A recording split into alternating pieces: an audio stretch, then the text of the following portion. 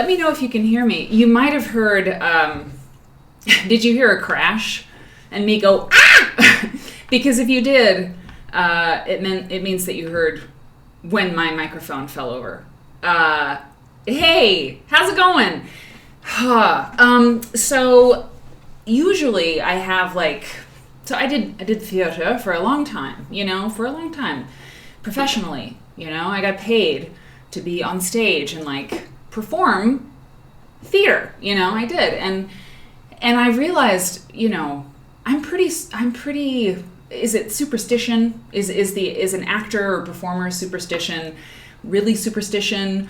Or is it sort of a compulsive, obsessive thing? I don't know. I mean, I have to have certain things, exactly the same every time. I mean, really, we've talked about the chips that just do not like the green screen at all. My moldy electric chips, crisps that I like. But I have to have them. I have to have them. My water, things can't be too messy. I don't really like that my planner and my phone are over there. I don't like that, things need to be, And, it just, I don't know. So I had lots of time today. And it was too much time because usually I'm running around like a crazy person, getting the crisps and fixing, my hair, which never works, ever.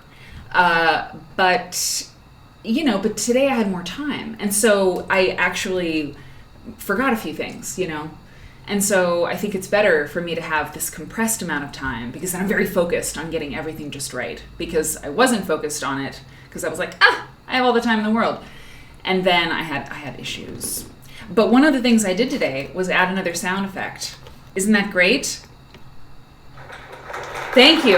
It's so great. Thank you. So we had that one, right? And then if something goes, terribly wrong, or there's just a big problem, or we're very angry at something, it's thank you. And then, but today I remembered that I promised you all, basically,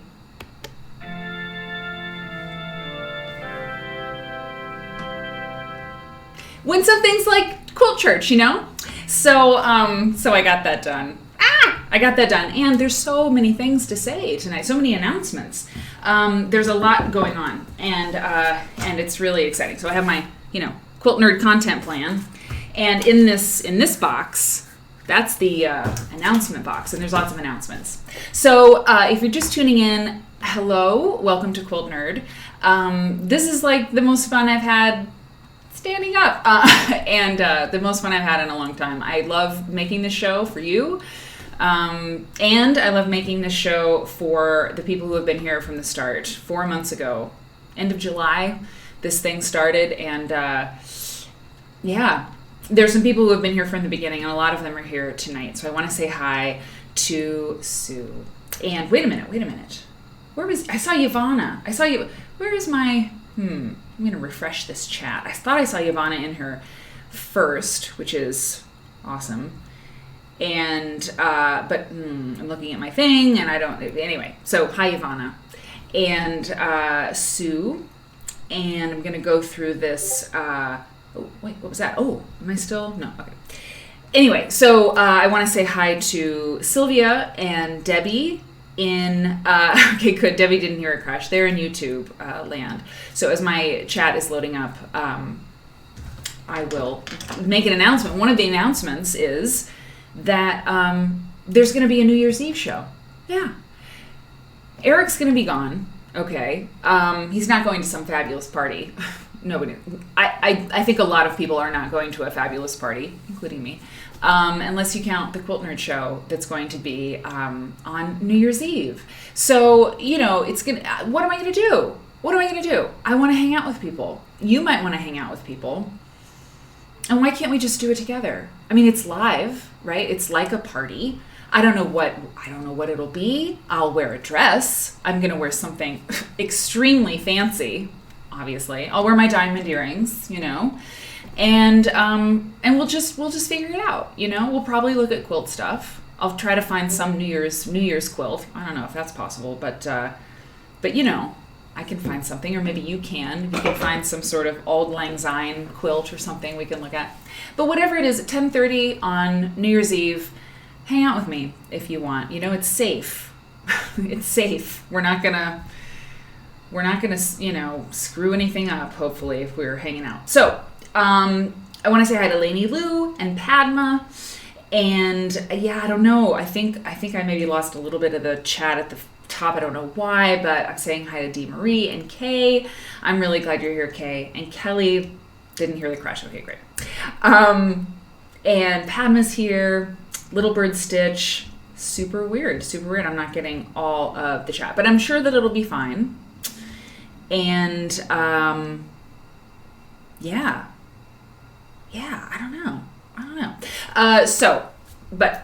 Everything's going to work out just fine. I tried to do a new chat thing, so we'll see if it even worked. I'm not sure.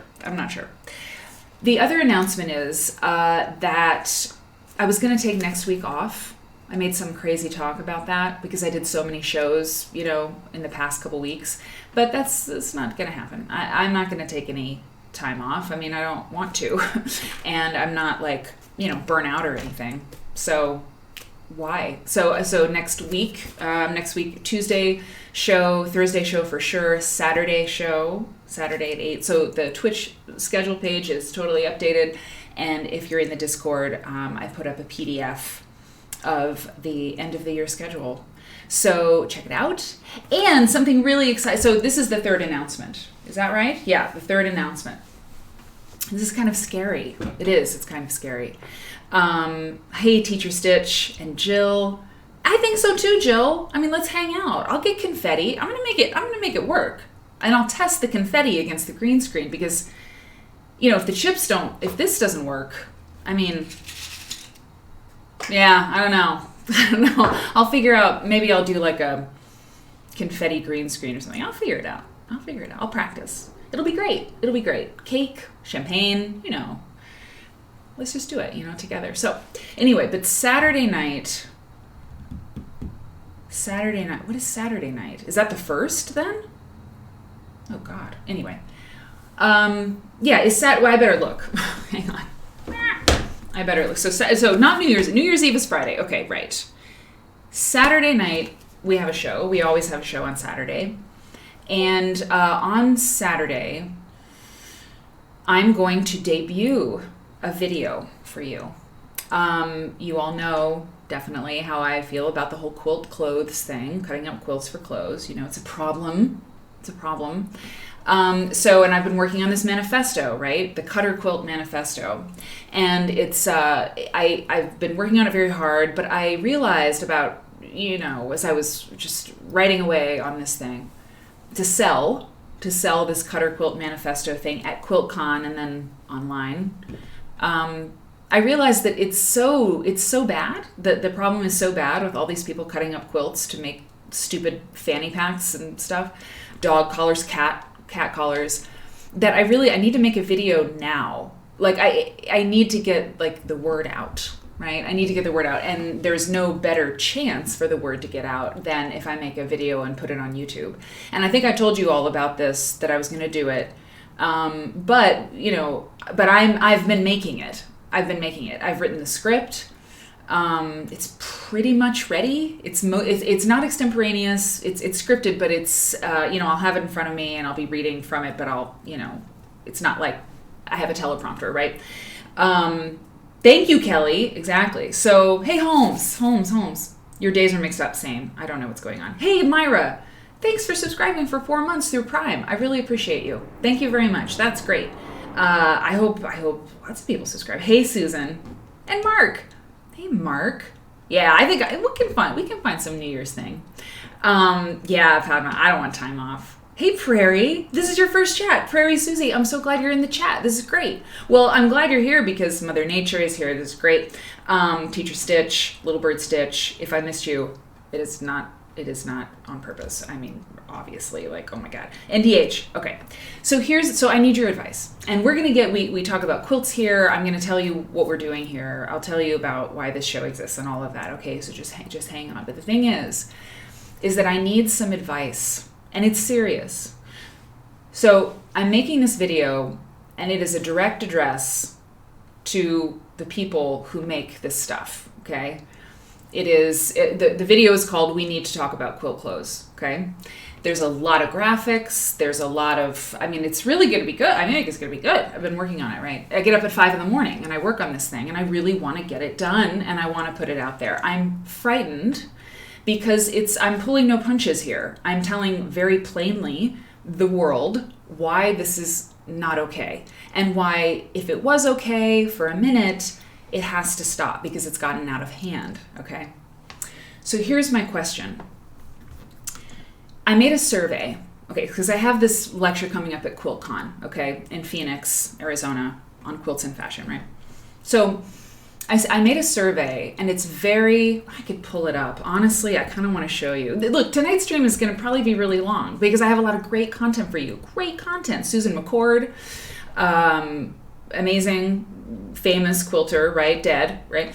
Susan Hoffman, but you just get ready. If you know Susan McCord's quilts, you know that they're some of the most famous quilts in America. And we're going to look at them, and I'm going to read to you from this, okay? Amazing. She's amazing. And because I know I'm jumping around, but I know exactly where I'm going with all this, I went to look at that wheels, those wheels. Isn't that crazy? That's quilt. Anyway, so we're going to look at that. And I went to the Henry Ford Museum with Quilt Folk magazine when I was editor of that magazine, and we took really lovely photographs of a number of Susan McCord's quilts, like right there in the archive, in the collections room of the museum. So this book has some decent pictures, but I have access to really, really good pictures, detailed pictures. So I've put that all together for us to look at. And then we're going to take a quick break, and then we'll go to Susan Hoffman, who I believe is still alive, sorry. And she was with Molly Upton, you know, the famous Molly Upton and Susan Hoffman. We're going to look at Susan Hoffman, and I have like her artist statement print. I mean, I've got all kinds of stuff for you tonight, but this is where we start, okay? Because I wrote a survey, and I am going to pull it up. I didn't think of doing this, but it's right here, and it's important. I wrote a questionnaire to send to designers of quilt clothes and accessories, okay? And the reason that I made this is because what I want to do is approach this whole thing hopefully with some data, you know. How many people are selling clothes like this? How many hits do I get on Etsy when I search for quilt clothes? Hey, quilting time. And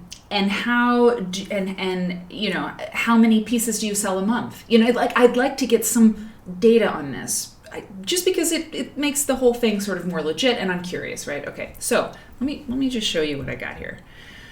And my quandary is,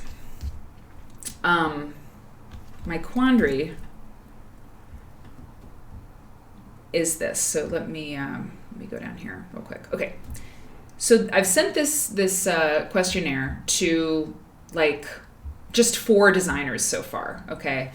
And I'm going to send it to a bunch more, and I need to do that like tomorrow. I have to do it. But the questions that I'm asking are extremely neutral, okay? They're very neutral, such as, when did you begin making and selling quilty items? Were you making and selling other types of garments or handmade items prior to that? Where do you sell your work? Which of these items do you offer in your shop? Check all that apply, you know, garments, baby clothes, accessories, da-da-da-da. In terms of design and production, do you work alone or with other people? How many garments do you sell per month on average? Okay, so this is the kind of thing that I'm doing, okay? Here's my ethical dilemma. I would never, and I will never, of course, name anyone by name in this video. No designers will be named, you know, by me. I will not, you know, talk about someone specifically. And that questionnaire, by the way, is anonymous, okay? It's anonymous. I don't have their email address. You know, when they respond, it's totally anonymous. But my ethical dilemma is I am not giving them any leeway, the designers and the makers and the sellers of this stuff. Like in the video, I'm quite clear that they have to stop and it's not okay. And here's why. And I go through all the arguments and everything. is it okay to send this questionnaire to these designers with these very neutral questions and thank them for participating, okay, and then use that data, probably, maybe, in my sort of very, like, I don't know, it's not mean, it's not like, but I am vociferously against what they're doing. I don't want them to feel used. I don't want them to feel like I tricked them. A journalist who asks questions of a politician can write whatever they want later, right? So I think journalism honestly protects me from having this be ethically wrong. But I'm asking you because I don't want because 4 designers have already replied with their answers, and I don't know which one was who and whatever, but I don't want to ask them to do something and then flame them, basically. So what do you think about that? Because I really appreciate people who are going to do this, and I'm not tricking them oh, it's really great what you're doing, right? It's not like that. So let me see what you're thinking here. Hey Sylvia, hey H2O. I gotta refresh my chat. What's going on with where are they getting the quilts? Well, that's part of hey Sela. Oh, nice. Yeah, I'm so sorry guys, why this is sort of, I'm just not seeing the chat at this very important moment. I don't know what's going on. I see the YouTube coming in here.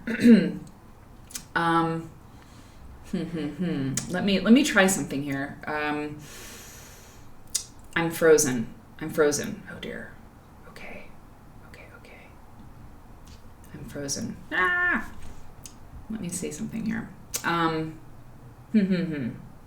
I'm gonna do, here's what I'm gonna do. I'm gonna see if, hold on. Okay.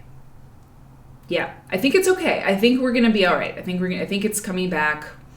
I think it's coming back here. So okay. Yeah, technology is so much fun. Let me just, okay. So, okay. Mother Nature. Let me go up here. Autonomy. Okay. Yes. Wow. Sue says beneficence, non-malfeasance, autonomy, and justice constitute the 4 principles of ethics. Wow. Oh, that's awesome. You set the tone with your invitation to respond. Let them know the stats will be used in an upcoming lecture, and this is for data gathering purposes. It's exactly, what I didn't read you is the email to the designers, which says I'm doing research, I'm gathering data. It's anonymous, completely anonymous. I will not even know what your answers are. I just know who I'm sending it to, and it will, okay, so Padma, you definitely have a bias, but to be fair, you should accurately portray the feelings of the other side in your article. Yes, but you can present your own as well. Absolutely. If you disclose, you will not get a survey response. Exactly. If I say I'm against this, but I want to know how you're feeling about it, it won't work, right? So Court Quilt says you're protected. This could start an important conversation. You need to have courage and face potential backlash, or perhaps a different perspective, absolutely, from a seller that can blow your mind. 1,000%. 1,000%. I agree. It's important, however, the outcome. Okay. You're back. I know, the chat is weird, but I'm back. Okay. Good, Ivana. It's like baby steps with all these changes I'm trying to make to the format, to the layout. Little Bird Stitch. Do the designers know the survey is coming from you? Yes. Do they know why you're asking? Yes. Will you share the results of the survey with them prior announcing to the public? No. And the thing is the questions are, at no time are they, do you realize that you're damaging, in fact, let me show you this.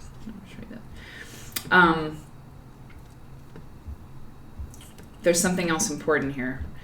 One of the other things that I asked them is, it's so important, this data, right? Would you describe by the way, what is there? Less than 20 questions.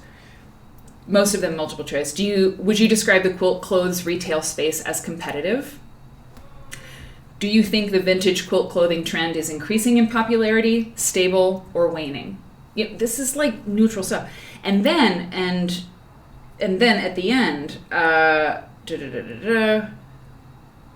how often, if ever, do you receive criticism via comments on social media posts, emails, phone calls, etc., from people who disagree with using vintage quilts as material for clothing? I've never received criticism, every once in a while, but not often, fairly often, all the time. So, it's like, okay. And then the last question is, to those who disagree with using vintage quilts in garments and other goods, what is your response as a designer/maker? So I give them a chance to say their piece, So, so it seems like, Susan, so Mark, why would you not take a stand? Yeah, well, so the thing is that I've been working on it hard. I'm not forcing anyone to answer. It's true. Okay, exactly. Okay, good. It's all up front. It's very, very clear. Okay, good, Prairie Susie, good. Okay.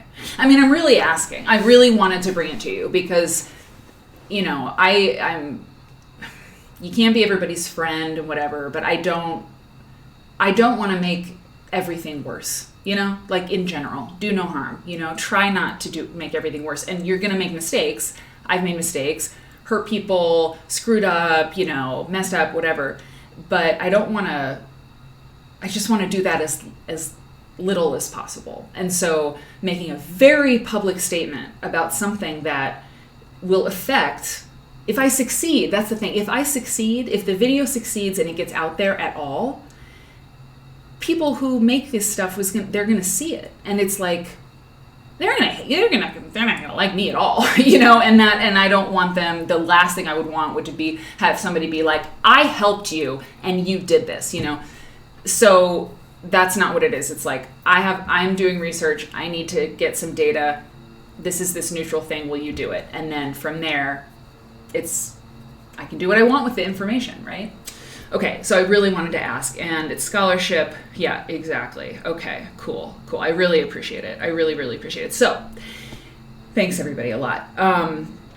I worked so hard, Dee Marie, on the questions to make them like really neutral. Okay, so thanks, Karen. Karen, hello. And Padma says, would you say your questions give away your viewpoint? If so, should be fine because they know what they're up against. They do not give away my viewpoint. It's really like how many quilt items do you sell a month?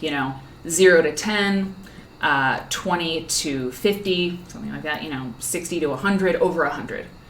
I mean, it's sort of like robotic almost. There's no emotion in it at all. Not either way. And crafts for others, Val says, well, yeah, Mother Nature. Yeah, anybody who receives a survey might know where you stand on the issue with a quick Google search. You're right. I've talked about this a lot on this show, right? So if they look, they'll be able to see. Hey, Sylvia, how's it going? H2O Girl and Barbara. I think I said I'd see. Okay, Sylvia. Okay. So, and Val says, and then I'll wrap this up. But yes, I did disclose that the data would be used for research purposes. Yeah. Sorry, if you're not your own viewpoint, it'd be considered more journalism. If the views will only be from your viewpoint, it would be considered an opinion piece. Yes. Yeah, that's true. And Lauren says, similar surveys go out to organic, fair trade, and socially conscious clothing companies of all levels. That data gets used, and if it sheds a more truthful image than they expected, maybe they'll learn something. Okay. Thank you. Great. So the deal is this, is that it's getting real close to being done. And I'm going to show it to you on Saturday night. So this is after New Year's. Oh my God, it'll be like New Year's Day. Wow. So this makes me accountable for finishing it. And, I'm nervous about it. And so if I'm real nervous and I'm like, emergency. It's an emergency. And I'm not that scared about it like I would have been before because it's bigger than me. It's not about me. I'm just saying, look, this is a problem. We have to stop cutting quilts apart. We have to stop now, like we do. And so if people get mad, like it's like I'm kind of ready for it, but I could still drag my heels wanting to make it perfect. So Saturday night, it's going to be ready and I'm going to show you. And what I'll do, so it'll like premiere here. But then what I'll do is, because I multi-stream to YouTube, I will take down the YouTube video of the show, right? I'll remove the live stream of Saturday night's show from YouTube because I don't want people watching it on this show and then on the regular video. But then I'll upload the video. And like the next day, and if you all have like major objections, there's going to be people who don't, you know, think it's like everything, but I've really thought it through a lot, and I think it's structured right. And I'll show it to you all because I love you and you're my people, and it's like, okay, here this is. Is there anything deeply effed up about it? Is there anything that is just really like, have I just got a blind spot on something? Okay, so that's Saturday night, and it's a viewing party, basically. Yes, and absolutely. So Little Bird Stitch, to have a real impact, it has to go beyond the quilt world bubble into the mainstream, 1,000%. You know what? I have never wanted to like go viral, and to even say that is like embarrassing because maybe like 2,000 people will see it, 2,000 views, you know, and that's nothing. But because it is so, it's a strong position. There's not any other video out there about it. And I feel like if people share it because it's like, whoa, then maybe it will get around to some fashion people or some, I don't know. I really want a lot of people to see it. So I'm trying to do it really well. We shall see. Yes, let us know. Okay, everybody. Thank you for talking with me about it. We've got a New Year's Eve show. I'm not taking next week off, obviously, and Saturday night at 8 p.m. Central, we'll have a premiere. Okay, great. What are we doing first? Okay. So this show, by the way, very brief introduction. We nerd out about quilts here. Quilts are more than just pretty blankets. They're history. They're documents of history. They're sort of they show our visual vocabulary as a nation. It's true. We have these wonderful traditions of making quilts, and then we have quilts that are being made today that completely blast away all the tradition that came before, you know, or they use pieces of the traditions that came before. We're going to look at a quilter tonight who does really amazing work and started making quilts in the 70s and the 80s that didn't look like anybody else's quilts, and she was so cool, you know. And if you're into you know, philosophy, you actually have a reason to look at quilts, because no one can answer the question, are quilts art or craft? I mean, how would you answer that? Is it craft? Is it art? Is it really beautiful quilt art? Some people would say absolutely, and some people would say no. You know, it's lovely, it's nice. You know, you can hang it on a museum wall, but it's still just craft. It's a good question, right? And it has all these larger implications, and what a quilt could sell for. You know, speaking of all that quilt clothes stuff, some of the clothes that I see, you know, these jackets made out of vintage quilts. $1,500, $1,500 for one of these things. But the quilt that they bought to make it, I've seen all these prices. I've been looking at all this stuff for like a year or more. $65, $100. One of the questions on the survey is about how much do you pay for a quilt on average that you'll use for your work. You know, $65 for a vintage quilt, sell a jacket for $500. How is a quilt worth more when it's destroyed? These are the questions we have, you know. It's not just that we like to look at quilts and we like to make them. We like to look at them and we like to make them. Most of the people who watch this are quilt makers, which is groovy, including myself. But the quilt nerds who are here, we have these deeper questions we want to know. And so we learn all about the world by looking at quilts. And so it's that's what this show is, okay? And so we always start the show with the quilt behind me. And it changes every time because, green screen. And I'm going to tell you that this quilt behind me, make it small. This is a quilt that is, nothing's really known about it. I found it on the internet. It's beautiful. It's a detail picture, and it's one of the images that I'm using in my video about the quilt clothes thing. And I put it here because I've collected all of these different images, right, for the background. I'm using the green screen in the video. And it's just sort of one of those anonymous quilts. It's piecing, it's patchwork. There's not much to it, and yet, it's this, it's a perfect example of a quilt that would be turned into a jacket if nobody sort of points out that it's a quilt that still has use as a quilt. So, and I knew that my announcement would be sort of long tonight. So this is a quilt probably dates to 1890, 1900, maybe 1910. It's a 8-pointed star. It's 3 colors. I don't think that it's a patriotic kind of quilt, but it is red, white, and blue. It's just one of those nameless, anonymous, artist unidentified quilts. And it's a close-up shot of something that somebody made. And I think it has value, and I think you think that too. So that's it. That's our quilt tonight. A lot of time, most of the time, all of the time, we have a really deep dive into one quilt, but I wanted to get things rolling tonight, so that's the scoop. Okay. Let's see. Karen. So in Karen, problem with the high-end garments, they have no real life. They don't get worn much. I know. There's so many problems. I take down all of the arguments in my video. Hey, Michelle Van Scrappy. I love stars too. Isn't this great? This quilt is great. It's simple, and it is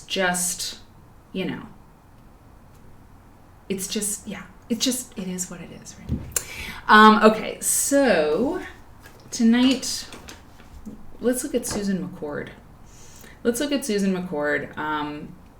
Who is I think one of the first quilt makers that I ever really heard about. Like my mom, she would mention all kinds of things, and I would overhear all kinds of things when she was working on the magazine with Liz, and working on different things, working on quilts. I would hang out with her sometimes in her studio while she was quilting, and I remember hearing the name Susan McCord, and I know there are some people in the chat who know this name, right? Hey, write down, woohoo! Oh, you got to see the show in Boston. That's so great. I wish I could have seen it. Was it great? Susan McCord is just a name I remember hearing, and I'm pretty sure it's because my mom made a quilt at some point, and she used one of the things we're going to see tonight is a vine. Susan McCord is famous, a famous quilter. She only made 10 quilts in her life. We're going to look at most of them here in just a second, but let me go in here. She was really famous for these vines that she would do. Okay, I'm gonna zoom in here. Okay, I'm not gonna put the chat up on the screen just now because it's tender. It's tender. It's delicate tonight. It's a delicate flower. I don't want to mess it up. So mom made some quilt with a vine on it, and it was a copy of a Susan McCord vine. Okay, so this book that you're looking at, I scanned it for you today. This comes from the Henry Ford Museum. It's a catalog for an exhibit that they must have had. Right? Yes, published on the occasion of an exhibition organized by the Henry Ford Museum and Greenfield Village, Dearborn, Michigan, in 1988. 1988. Okay. Susan, that's great. So I'm going to read to you the first the text about this as we look at some of her quilts. Have you heard of Susan McCord? Do you know this person? I know, isn't this a great cover? Have you heard of this person? You are in for a treat if you haven't, and if you have, you're in for a treat too. Okay, so wait, let me do this. Hold on, single page. Okay, so that is Susan. So and I'm just gonna flip through as I got a lot of pictures, so I'm just gonna read this and flip through. That's Susan and her husband, Green McCord. You can see that on the thing. Taken in about 1885. Late in their life together. It's the only existing photographic portrait of the couple. Okay, Susan McCord lived to age 80. By the way, she was born in 1829. She died in 1909. So this is, we're taking it back. We're talking about traditional quilts right now, quilt makers in the 19th century, straight up old school stuff.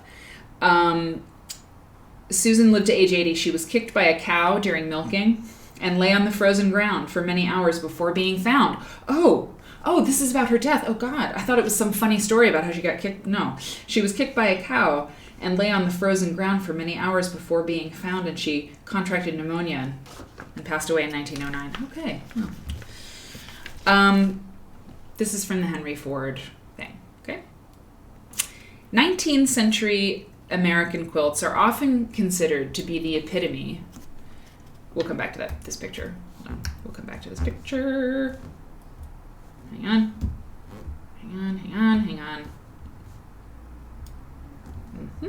I see. Yeah, you see the vines? Okay, let me get this all situated for you.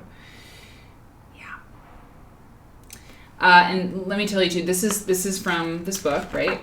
This is from the scan. Okay, here. But this is one of the quilts that we got to photograph at the Henry Ford Museum for QuiltCon. And so just feast your eyes on these next few pictures because we have high definition detail shots of this exact quilt, which is a very big deal, by the way. It's a very big deal. Quilt folk. We get it. We get into the VIP places. Okay.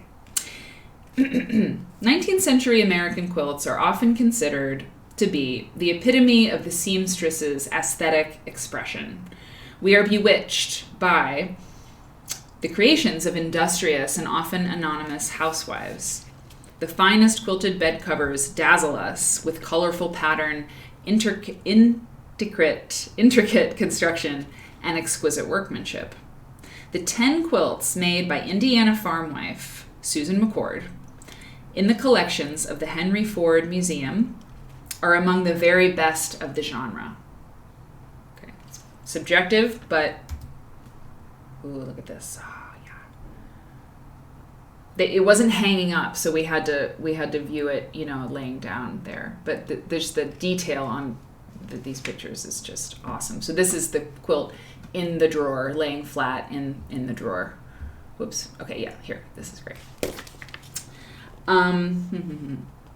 These 10 quilts are representative examples of typical Midwestern quilting in terms of fabric use, color scheme, and technique. On another level, however, Mrs. McCord manipulated fabric, color, and designs, even on her quilts of traditional patterns, producing bed covers that were far from ordinary. Finally, the McCord quilts of original design, masterfully engineered and executed, are extraordinary examples of American quilt making. Look at these little, I just love a high definition photograph, don't you? Just so great, right? Yeah, okay. Ooh, a quilt library. Mark, I like that idea. Yes. 1880s. Isn't it lovely? I know. Tiny pieces. Tiny pieces. Okay. Let's see what else we got here for you.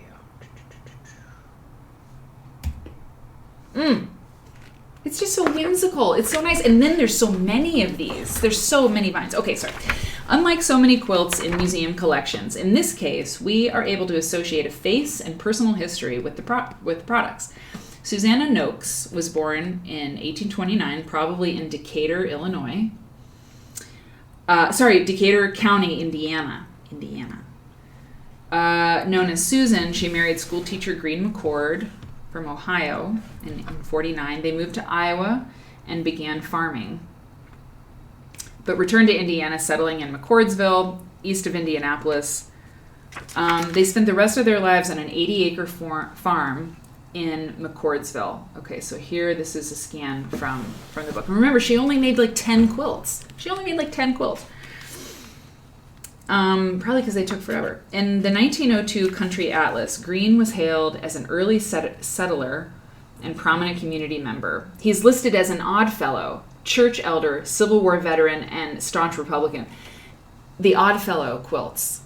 That's a folder. I have a folder forming about the Odd Fellow quilts. Have you heard of them? Do you know of this whole thing?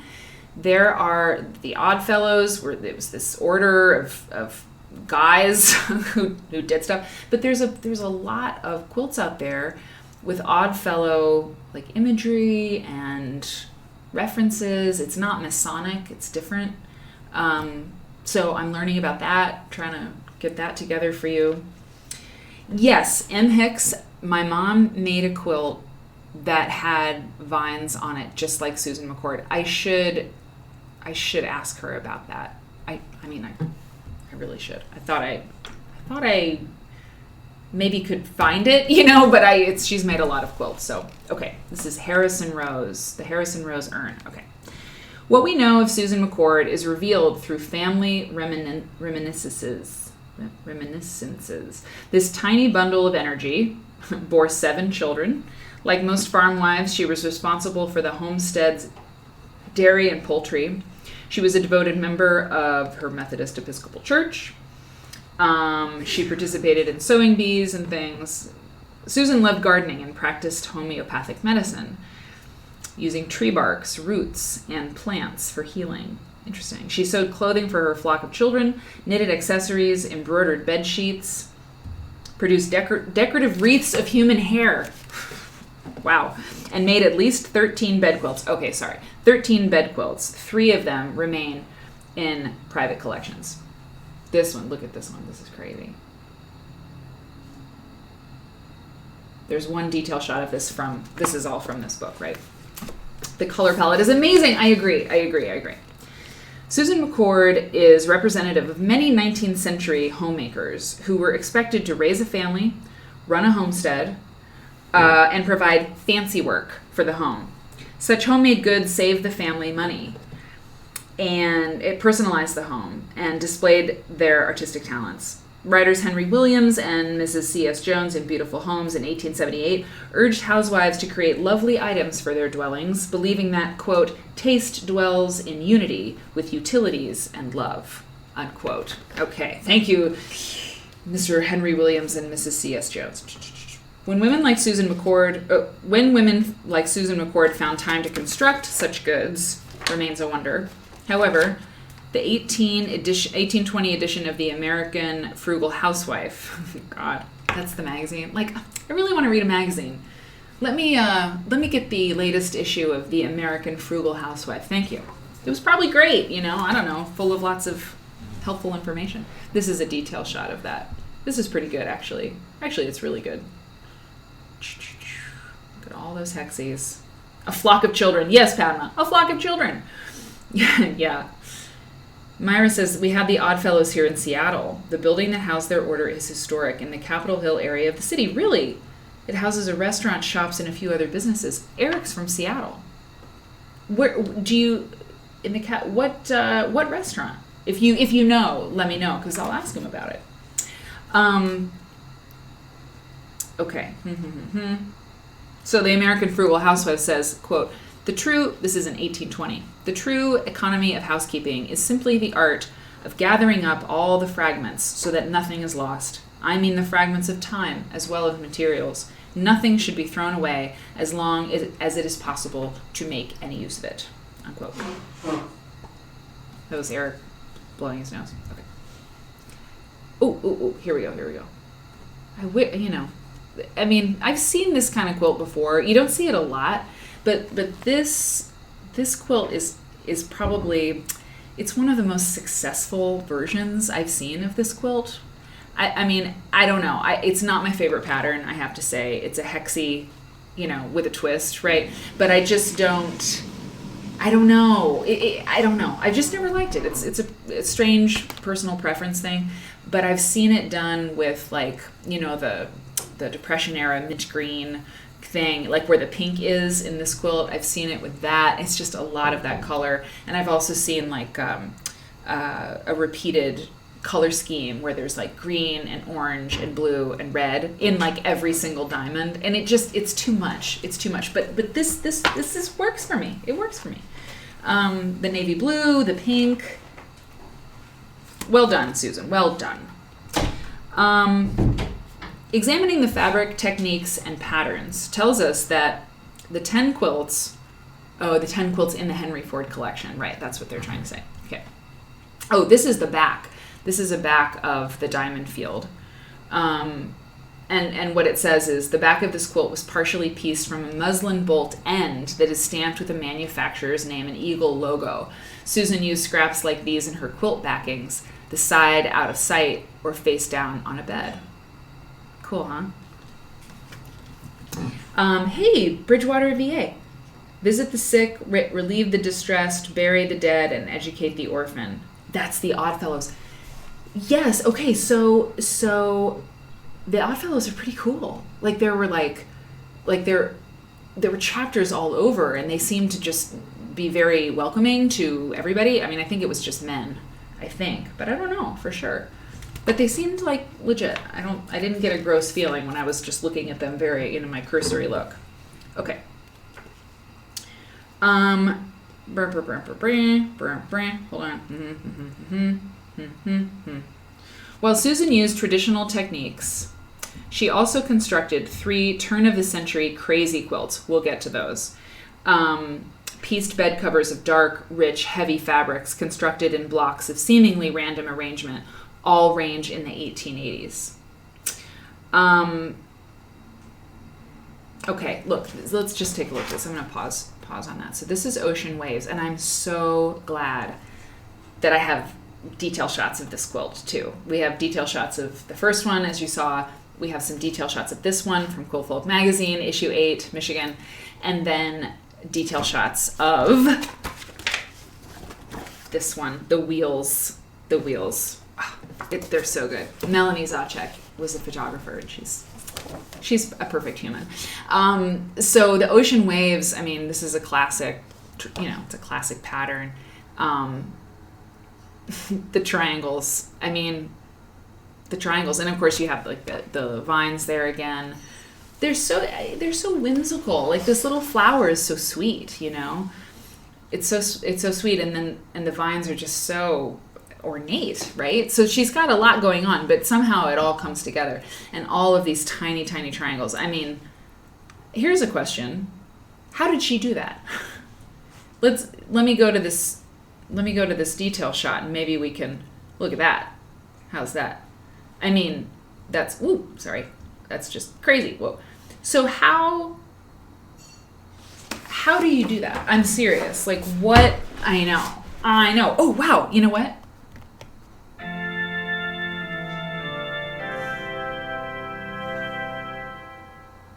Good job, Susan.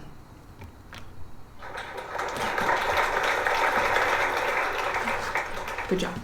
Okay. Let me show you the quilt again, okay, really quick. Now, and this is from the book, not fabulous, but here's what she did, okay? She did that. And here's a close-up of that part. I mean, I see the half square triangles, but I know. Dee Marie, totally. I see the half square triangles, obviously, right? But then this business, how did she set those in? Like, how in God's name are you supposed to set in something that tiny? I don't understand. Is this appliqued? No. Is the white appliqued? One brown square. Oh yeah, look at that. That's funny. Interesting. Very interesting. Huh. I did not see that before. Y seams. Yeah, Ivana. I mean, it just has to be. But like setting in these tiny, tiny things, that's crazy. Oh, it's crazy. Look at this lovely little polka dot, this little blue polka dot right there. I love it. Yeah. And so here's my other question though. Okay, wait, what do we have here? Okay, that's some of the vines. I'll go back to that. But so what are your units though? Like how do these all connect? To put it very like, it sounds like I've never made a quilt before in my life, but like what are your units? You've got your Y seams. Are you making like, is like this a chunk? Like where does it connect? Where do these sections of half square triangles connect? Yeah, little bird stitch. That's true. Hand piecing is when you have to do Y seams. You're right. I think hand piecing is easier than doing it on the machine. Yeah, totally. Although I've still got a problem with a hexagon Y seam. Like I've been making these stars in London. I was making these 6-pointed stars with hexagons sort of in between them. They were killing me. But yeah, okay. Probably bits and pieces of clothing scraps from all those children. Yes, probably. Absolutely. Strips of half square triangles. Okay, Ivana, totally. Neflinster says, hey, Neflinster, are there seams across the white squares? Let's look. Seams across the white. No, I don't think so. This is a set-in piece, or this is a setting piece. Let's see if we've got another. Hang on. These wonderful little details. Sorry, we can look at these more. Oh, that next picture is amazing. Hold on. I think that's. Sorry. Okay, we don't have another picture of the grid. Of the, ocean waves part. But I can tell you that there aren't seams here in this piece. I know. HST sashing. Quilting time. Hey, quilting time. HST sashing. Yeah, it seems a little bit like that. Oh, wait. Wait a minute. Here, look. Yeah, they came together. It came together in the middle here. Right here. This is, don't you think? This is a quadrant. Like, I can't do that. Like this cross shape comes together in the center, if that makes sense. So she's got like this chunk, sort of like a, like an elongated hexie. Does that make sense? Yeah, where the waves cross, it's an X. Pointed lines. I cannot believe that this quilt exists. I know. So let's take a look at more of the vines and we can all and we can look at, if in the Discord, if you want to put it in there as you're talking amongst yourselves, if there's an ocean wave pattern that you can find that would use that many small triangles. I mean, that's part of it to me, is like a Y seam is a Y seam, but then if it's like really, really, really, really tiny, I mean, how do you do that, right? It's crazy. Okay, let me go back to some of this. Hang on. Quilts are, okay, wait. Yeah, Interesting. Oh, yeah, okay. Her pieced quilts may be of traditional patterns, but they are set apart from their contemporaries in a number of ways. Library fan worked with the McCord quilts while a grad student in the 80s. Oh, that's so cool. Library, I love that. Well, you're a lucky person. That's really cool. Hey, Bonnie. She did. For example, Susan used a pattern called Ocean Waves, but hers is pieced with exceptionally small scraps of calico, the hundreds of triangles surely taking countless hours to piece together. Yeah. Turkey Tracks, which we'll see next, is notable for its combination of dark brown piecing and pink lattice tracery. Both ocean waves and turkey tracks are actually pieced and appliqued, for both are decorated with a sinuous green, look at this, sinuous green vine from which grow colorful buds and flowers.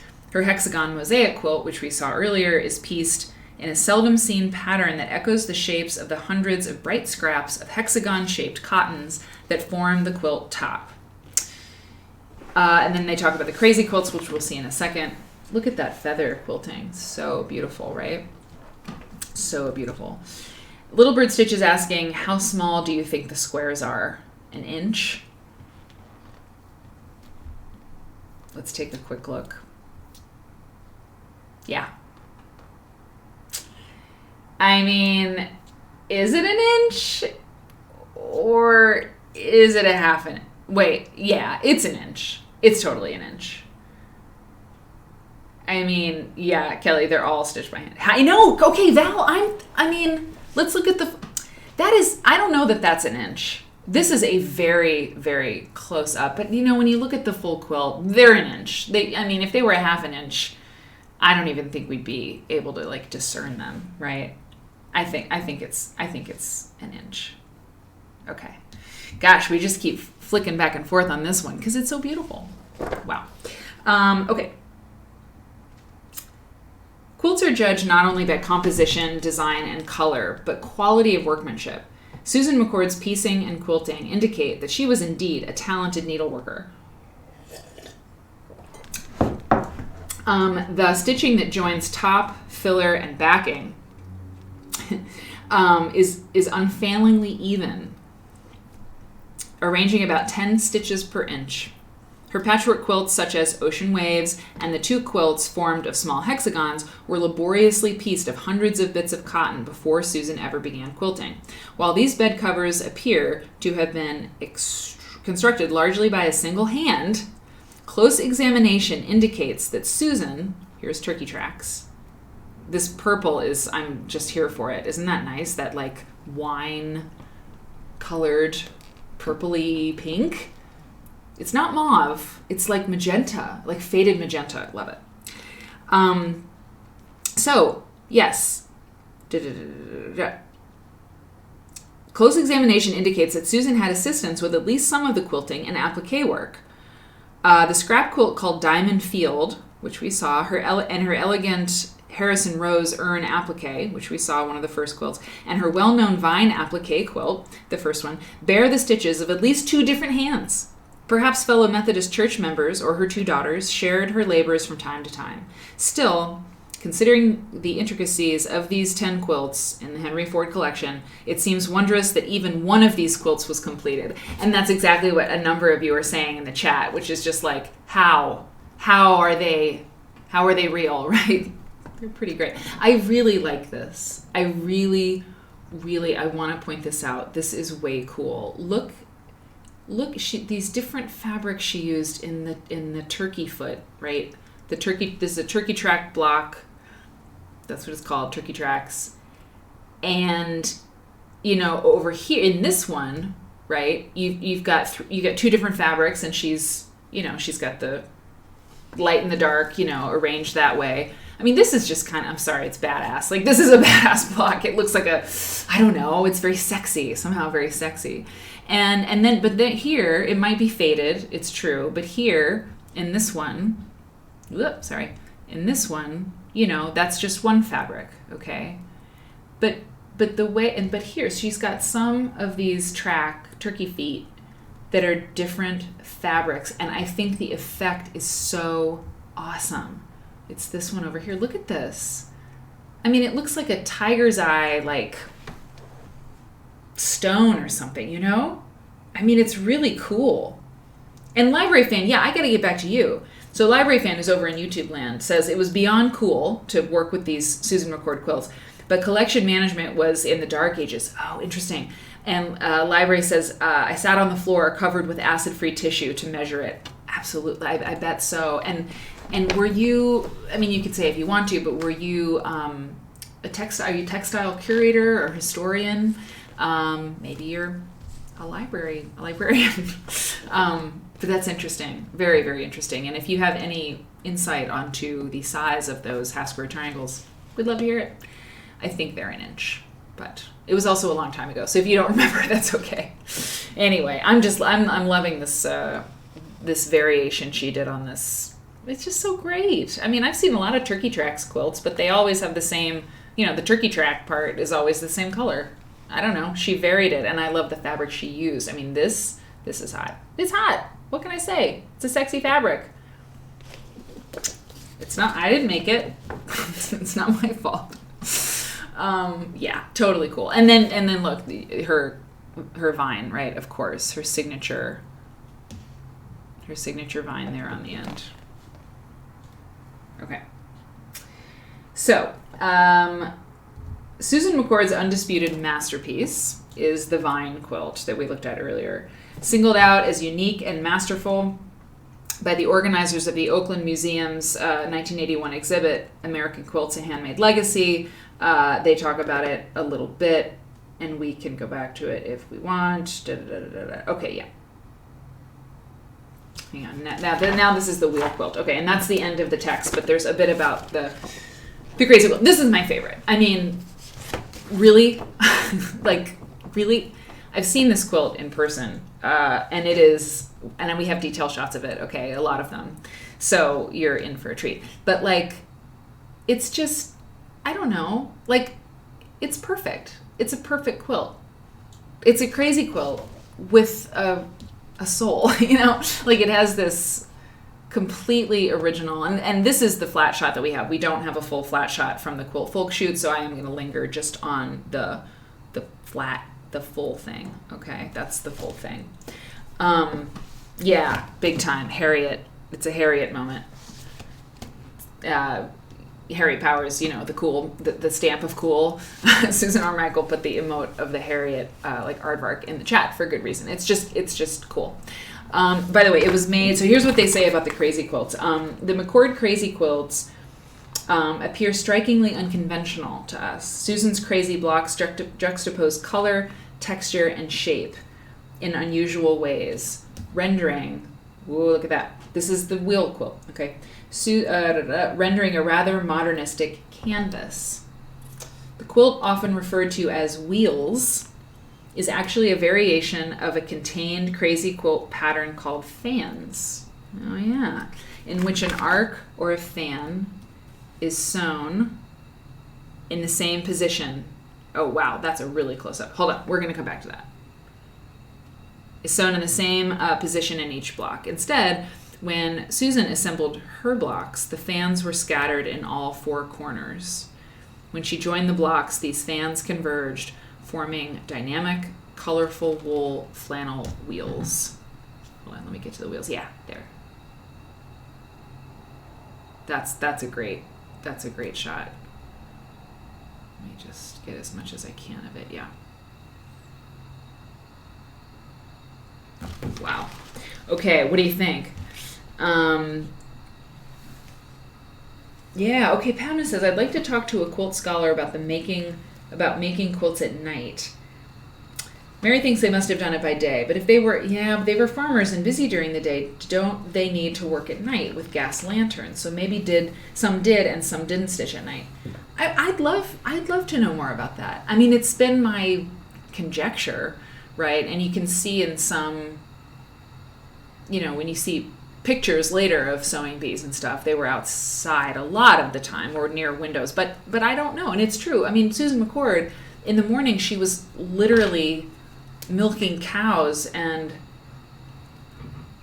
tending to 7 children. It's like, when did she have time to do this, right? At night seems like, if she wasn't, dead dog tired, right?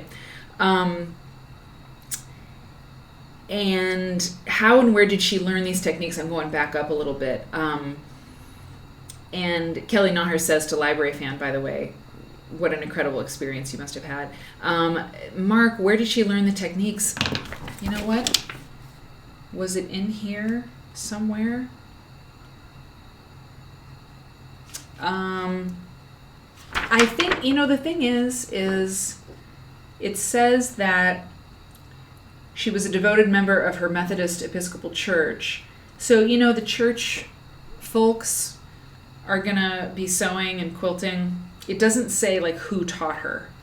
but everybody, not everybody, but I mean, people sewed right back then. And if she was in Indiana and Iowa, which she was, and she was like this church-going lady, she and a young girl, like going to church as a girl and everything. It's likely that she probably, if she didn't learn from her mom or her grandmother, she probably learned at church or at school, because they would teach that at school too.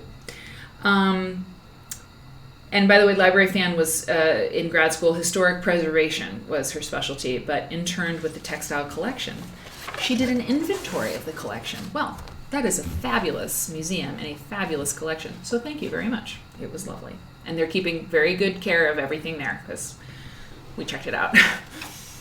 Padma, I agree, though. I'd like to know more about that. The consistency of the stitch is amazing completely, Sue. Hey, Rachel. Hi.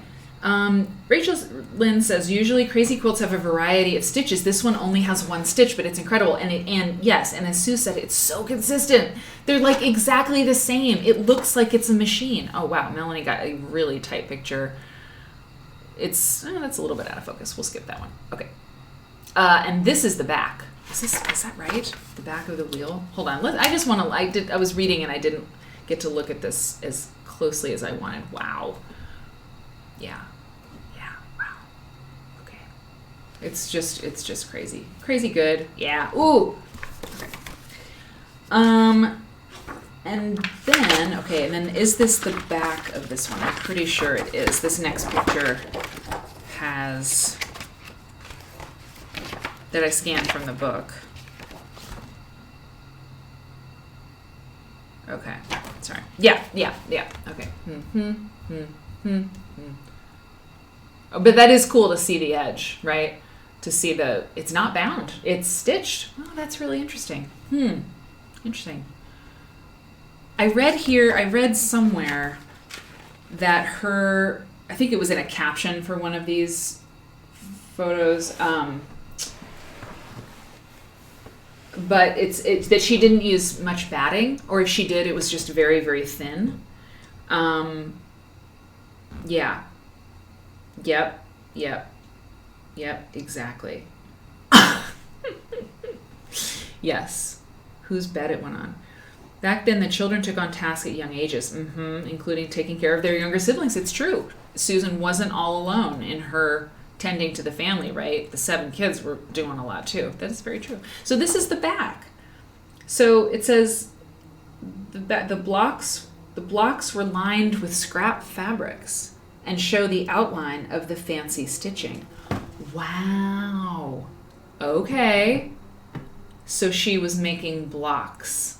Did they say that? I think they said that. Yeah.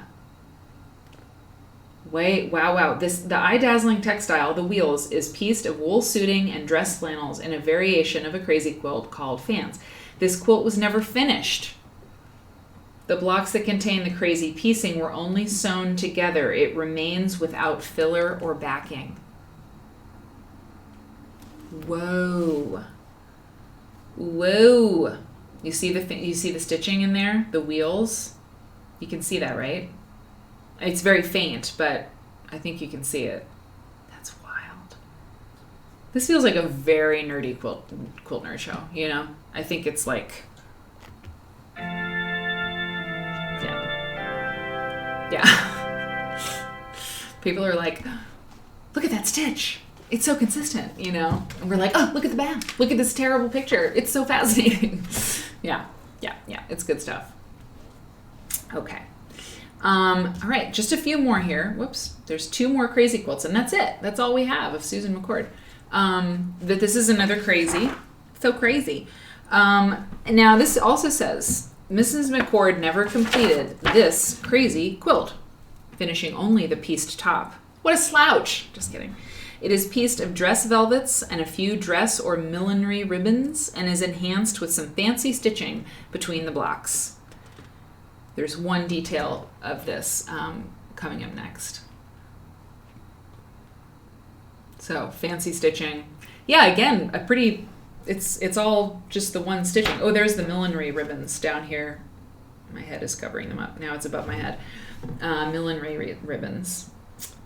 Looks very 60s jazz. It's true. Hey, Write Down. I agree. It's the best. We need a soundtrack for Ooh Ah. We do. Here it goes in my notes. Sound effect. Ooh Ah. I like that a lot. That's very good. That's very, very good. Yeah, I like this one too. And the detail shot that they have is really nice. Let me get it here. Yeah, that's great. Just, I mean, look at that red slash, right? It's so groovy. It's just like, yeah, I don't know. I mean, maybe I'm wrong. Maybe I'm reading into things, but there are some kind of sexy moments in her quilts. I'm serious. I don't know. I mean, it looks like a cool, like a dress, like some sort of, and it was dress scraps, right? But this looks like some sort of really like hot back of a dress or something, or a bustier or something. I don't know. I love the idea of this farm wife being like, I could have been a Parisian fashion designer with my vine quilts and all my perfect stitches and my imagination, but it didn't go that way, and that's fine. But I'm going to make incredible, amazing quilts. That's what I'm going to do. This is the last quilt I have for you. It's another crazy quilt. And, sorry, okay. Yeah, I mean, it's the best. It's the best. And this is, it's called Contained Crazy Quilt. And this says, this is only one of Susan's crazy quilts to have been completed. Interesting. It's an ambitious bed cover indeed. Not only is it pieced, given a filler, and the 3 layers tufted together. You can see that, right? All those tufts. But virtually every square is decorated with silk or crewel embroidery. And yeah, it says Mrs. McCord's embroidery skills were considerable, judging from this detail of a small section of a quilt, which is here. Oops. Here. Yeah, that's a pretty good detail shot. It's great. Yeah, so she did all that embroidery too, because, that was fine. That was fine. Picasso-esque, 1,000%. It's so beautiful. Agreed, Ivana. It's so beautiful. Yep. Yep. Bonnie Kane over in the YouTubes says abstract impressionism. Absolutely, these shapes, these gestures that we see in quilts, it's like those boas, they weren't all God's gift, right? I mean, it's just not. They didn't corner the market on these abstract expressionist shapes and, moments in American art. And they, because Susan McCord is like, I mean, can we just, hold on. I just want to go back to something. I mean, this is totally awesome, right? I mean, that's like, not Kandinsky. I don't know what abstract impressionist I'm thinking of. But a little Kandinsky, I don't know. I mean, it's like wild. It looks like jazz. And then this thing, I mean, are you kidding me? Look at this. Oh, wow, that's the full thing. I mean, that's just like, it looks like it's a poem. It's music or something, It's wonderful. Look how this wheel section, right? There's these four blocks or so that make up this wheel. I mean, the wheel doesn't match. None of the wheels actually come together perfectly, They're misshapen, or they skip.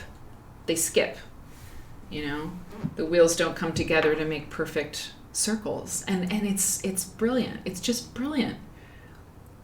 And she was a farm wife, And there are so many beautiful quilts that are made by so many different kinds of people in every part of the country, and this woman she had 7 children, and she died because she got kicked in the head by a cow, for God's sakes, It's like, and we know her name. We know her name and we know her life, and that is very good. And you think about all the brilliant quilts made by people whose names we don't know, we may never know them. We know some of them, And that's good, but it's really great that we know the name of the person who made this quilt. I mean, it's like, I don't know, what, Jasper Johns or something?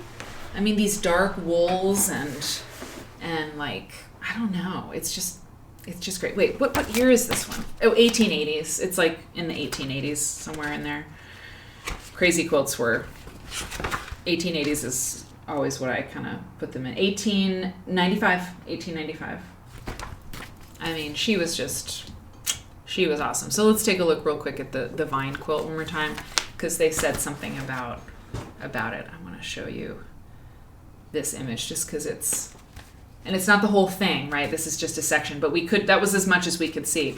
Library fan, you know that the collections room is only so big, and I mean, this is a really important quilt, so we didn't even want to breathe on it, you know? Oh, great. I just ruined my catalog. Okay. But this is what they said. Susan McCord's undisputed masterpiece is her vine quilt. It's constructed of 13 panels of applique vines. The execution is impressive, with over 300 leaves and strip-pieced buds emanating from each vine. 300 leaves and strip-pieced buds. Oh yeah, those are strip-pieced. I mean, I saw it, but I didn't see it. Those buds are strip-pieced. Wow. Oh man, look at that one. That's bananas. It's so small. It's so small. This detail shot is really close. I mean, we're zooming in really, really close on this, but that's what it is. I knew it. It's like you see it and you know, but it wasn't until just this moment that I realized, reading this, right, that the buds are strip pieced. Not all of them, but like most of them. That's crazy. Look at this one. There's 5 pieces in this little one. Look at that. There's 5 pieces. She's ridiculous. She's not real. She's not real. Few of the fabrics, with the exception of the green vines themselves, were taken from well-worn garments. Few of the pencil marks used to guide Susan's quilting needle are seen in spots along the border. Interesting. The colors remain fresh even after 100 years. And this was 1988. So yeah, this was in 1988. So let's say it's like almost 150 years old, this quilt. I mean, that's just crazy. It's crazy.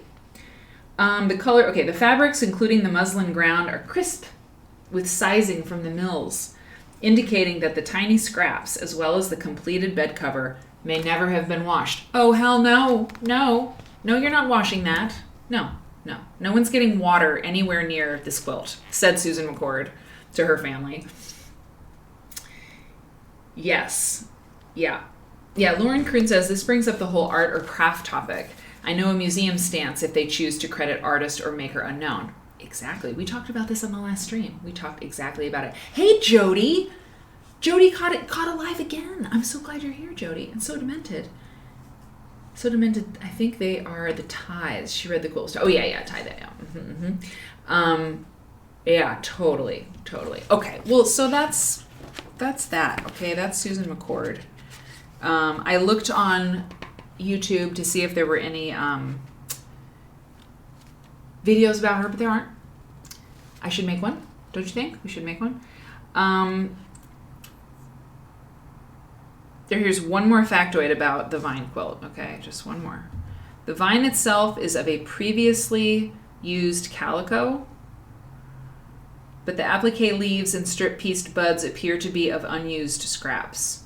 There are 2 distinct stitching styles and 2 different colors of thread used to secure the scraps to the white cotton panel. Perhaps Mrs. McCord received some assistance in constructing this complex textile. She wasn't too proud to ask for a little help, maybe, which is good. Okay, so pretty cool, right? That's what I think. Okay, so that's that. Now, I'm going to take a quick break and come back with Susan Hoffman. We go from Susan McCord to Susan Hoffman. I mean, this is why the quilt Nerd show is so much fun. Because look at where we're going to go next. Look at this. That's where we're going next. Hold on. That's where we're going next. I mean, it's another Susan making quilts 100 years later. I mean, well, almost 100 years later. Susan Hoffman started making quilts in the 1970s with Molly Upton. I have amazing things to read to you about this person. Amazing, amazing pictures. It's a totally different style. It's a completely different era. But we have a Susan who is, you know, now a famous name in the quilt canon, right? So why? We're gonna look at why, and I'm gonna learn along with you because I haven't read all this stuff. I just pull it together. But before we do that, this is just a random thing. It's a very random thing. As I was looking through, I almost forgot. Wait. I almost forgot something. I almost forgot this. This is important. Look, I found there's this place, Ivory Spring. Okay, Ivory Spring. It's a blog. Okay, about Wendy Shepherd is from Southeast Asia. She came to the United. This is Wendy Shepherd's website blog. Okay, ivoryspring.wordpress.com. She came to the United States for her tertiary education with degrees in chemical engineering. Years later, she lives with her family in Northern Virginia. Okay, so we can learn all about Wendy Shepherd. She's published. She authored books for Landauer Publishing, 3 quilt books. She's been published in quilt publications in Australia, UK, and France. Okay, she's a big deal. Okay, I did not read about Wendy very much, but look at what she has. So this is a post from 2017. Look at this. Free patterns using Wyndham Fabrics Vine. So this is the quilt, obviously. We know this quilt. So she did 2 designs for Wyndham Fabrics because Wyndham in 2017 released a fabric line based on the Vine quilt, the Susan McCord Vine quilt. Oh, click here to view the fabric group. Cool, we can do that. Probably not available, but maybe available on Etsy. But look at this. Look at this. This is by Wendy Shepherd. She made this pattern. You can get this pattern and make this quilt. And there's another one too. There's 2 of them. Hey, cool. Susan R. Michael says Ivory Spring was one of the first blogs that she followed. That's awesome. That's so great. Oh, a Susan Hoffman piece was in the MFA show. I'm going to be bitter a long time about not being able to see that show.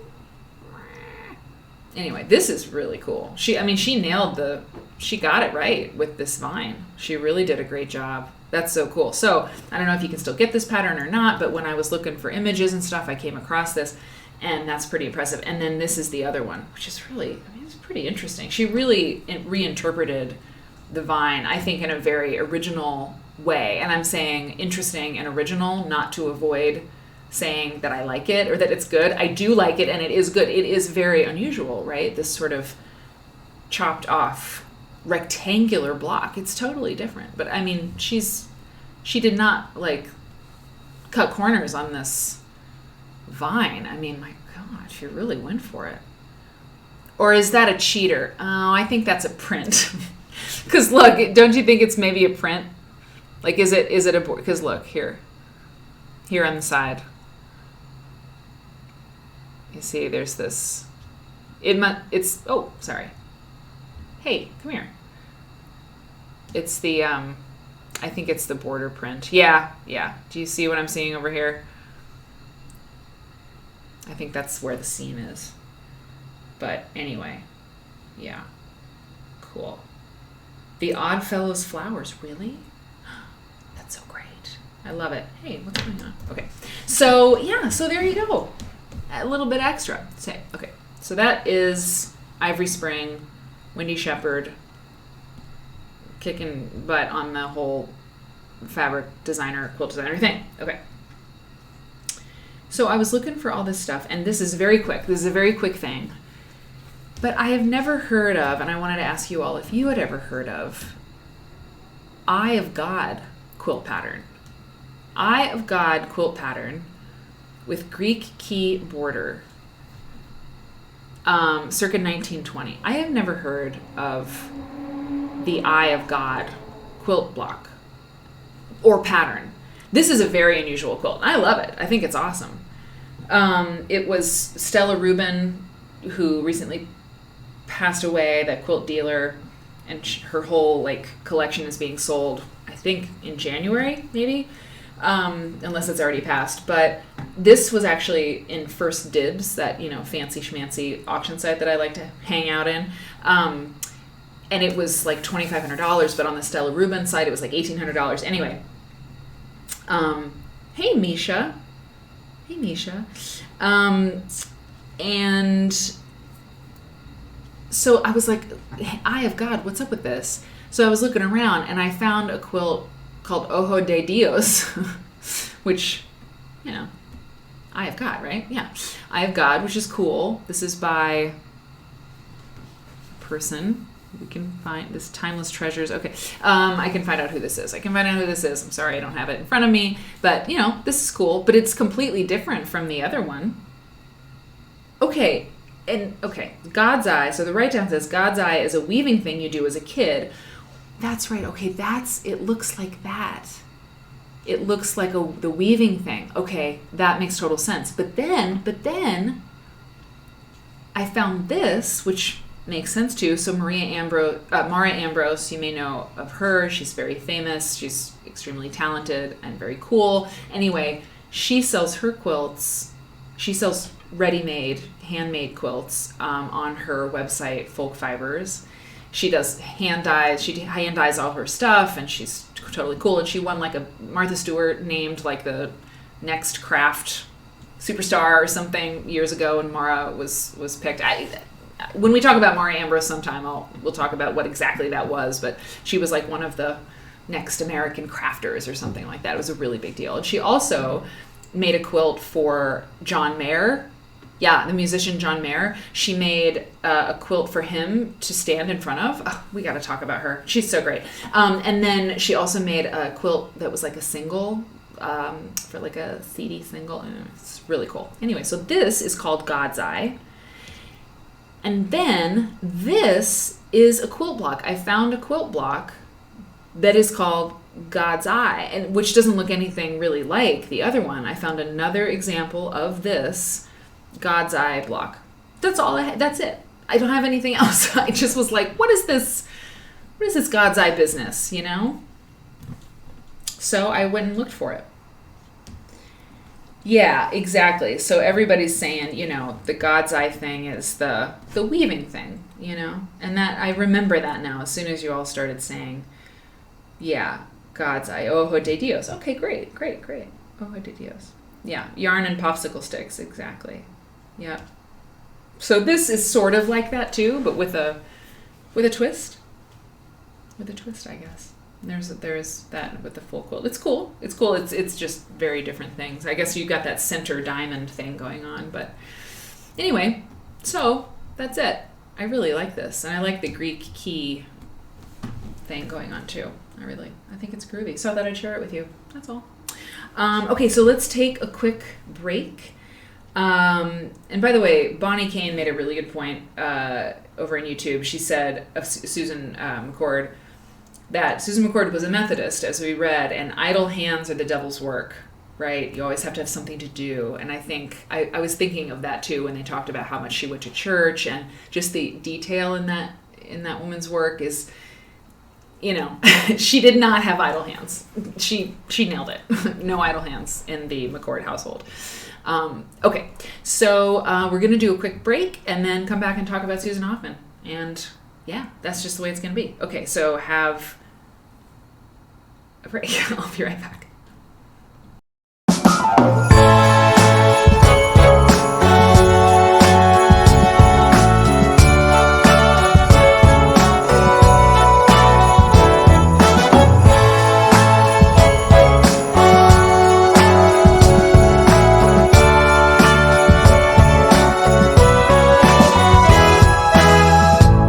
It's December again, I can't believe it.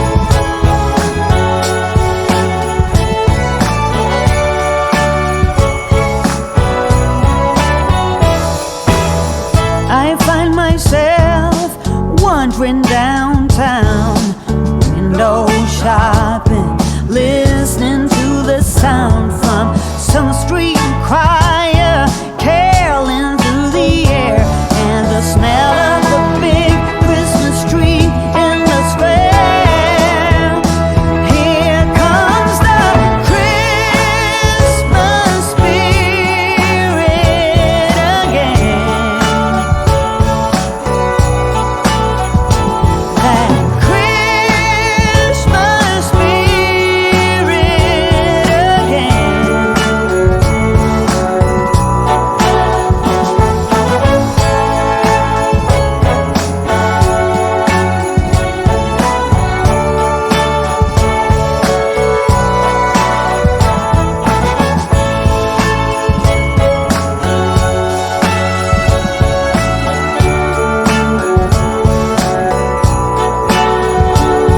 In one place in my heart, there was there from the start,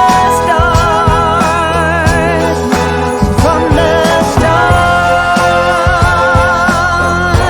Here comes the Christmas spirit again. That Christmas spirit again. One place in my heart, there was there from the start. You know I'm glad to tell you, my friend, I found the Christmas spirit again. I found that Christmas spirit again.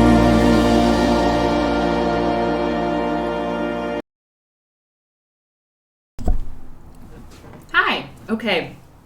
I've got the Christmas playlist on that, on the Be Right Back screen still, but I did change it for the opening. Oh, that's a note for me. I have to update update all update all graphics and music. Okay. So I got a little wine. I think it's time. What is it? 8:45.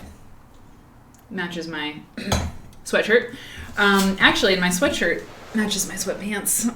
I've got my little tracksuit on. It's not a tracksuit, but it is a matching sweatshirt and sweatpants. I just felt like being a mulberry. Yes, mulberry. Okay, so hi, Susan Kelly. Hello. Wait a minute. I look over at the chat and I see Cool Ranch Doritos. Myra has Cool Ranch Doritos and Cabernet. And the HSTs are starting to pile up. I'm so in a zone. Myra is in her sewing studio. The quilt people know this, but for people who don't know, Myra is sewing and she's in the zone, okay? She's so in the zone, she asked her husband not to cook dinner because you don't have time to sit down and eat. Myra, nerding out while working is so nourishing. 1,000%. And so are Cool Ranch Doritos. They are nourishing also. In their way. Keep at it, yes. Keep going. So, all right. Let's talk about Susan Hoffman. Myra needs to, Myra, we gotta keep things going. We're not slowing down. There's so much to do. Okay, so let's get small and talk about Susan number 2. Okay, so who is this person, and why should we care, right? I have so many pictures for you, so many. I like saying that because I want you to know that you're gonna have a visual feast. I don't always have enough I won't have as many pictures as I want, but I really try because it's all about that. Okay, so let's look at Susan Hoffman. Actually look at her face. Hang on. It was interesting. Putting this together was interesting because So this is Susan Hoffman, and this was on her website. So I didn't find other pictures of her. Hang on one second. I have to do this real quick. I didn't find too many pictures of her, or any of them that are newer. I found pictures of her from the past, and we'll see a few of those. But it was interesting putting this together because the thing is that Susan Hoffman is always, in my experience, is always tied contextually with Molly Upton. And Molly Upton, we've talked about on this show before. It's been a little while now. But Molly Upton is very famous because she and Susan Hoffman, as we'll see, worked together early in their careers, right? Molly Upton is famous because she was very talented, but also she committed suicide very early on in her life. I mean, she was very young. And she left behind this, like, obviously too small body of work that was pretty awesome. You know, it was pretty awesome. Sometimes I get nervous when someone, you know, I don't know. I mean, there can be a kind of a cult of personality sometimes with Molly Upton, I see. And I'm not trying to throw shade. I'm just saying that, like, there are a lot of very, very talented quilt makers working at that time, working later, who were making extraordinary work, who, you know, the circumstances of their body of work aren't, you know, that. So, I mean, but you look at Molly Upton's work and it's amazing, right? Okay. But Susan Hoffman was right there, you know. And so when I was putting this together, I was going to start with this picture because it's of Susan Hoffman and Molly Upton in like 1974. But then I was like, no, Susan Hoffman is her own woman. Susan Hoffman is her own person. I'm not going to start out with the Molly Upton thing. I'm not going to, because she probably loves that because she loved her friend and she loved her partner or whatever. But, I mean, they weren't partner. I don't mean that they were partners. I don't think they were. Maybe, I don't know. But she's her own person is what I'm trying to say. So I was like, no, we're going to start with Hoff, you know, with the Hoff. Hey, Quilting Auntie, thank you for subscribing with Prime. I really appreciate it. That is awesome. You're getting me closer to the next goal, which is 120 subscribers. And by the way, I had a goal of, what was it, 50 subscribers in the month of December. We got pretty close. I'll have to look at the numbers and figure out how we've done. For everybody who's subscribed, it means a lot to me, and I'm really glad that you did. And if you haven't subscribed yet, I hope that you will, because yeah, I don't know. It's great. It's like, it's a good thing. You'll feel really cool if you do. I don't know. But yeah, I'll figure out. And I'm gonna have a giveaway. I mentioned it a couple weeks ago. I just have to figure out how to do it properly so that the giveaway is like that it functions properly. It's a quilt. I'm gonna give away a quilt. Yeah, it's true. And it's not the weird Jesus one I got on eBay. I'll show you that. I haven't even opened that one. It came. The weird pictorial quilt that has like the Jesus like looking really close at you. Yeah. I'll take care of it. I'll show you soon enough. But I'm going to do a giveaway too. I need to find ways to give back to you all, you know, for subscribing and all of that. It's important. So I'm working on it. But thank you for subscribing, Quilting Auntie. I appreciate it. Okay. So that's Susan Hoffman, and I thought I would go with one of her quilts. Two of her quilts, actually. We've seen this one now. Okay, let's look at another one. Before we talk about anything else. So I'm going to read her artist statement, okay? Give her the floor. She says, and this is from her website, okay? Susan D. Hoffman artist statement, quote, "While quilt making was not considered a fine art, I saw no reason for it to be kept peripheral. Like the blues or jazz, we just said that, it could become a powerful avenue of expression for a group who found themselves outside the mainstream of cultural life. From the beginning, the quilt allowed me a freedom to create unfettered. It was a blank canvas on which to paint outside the traditional forms.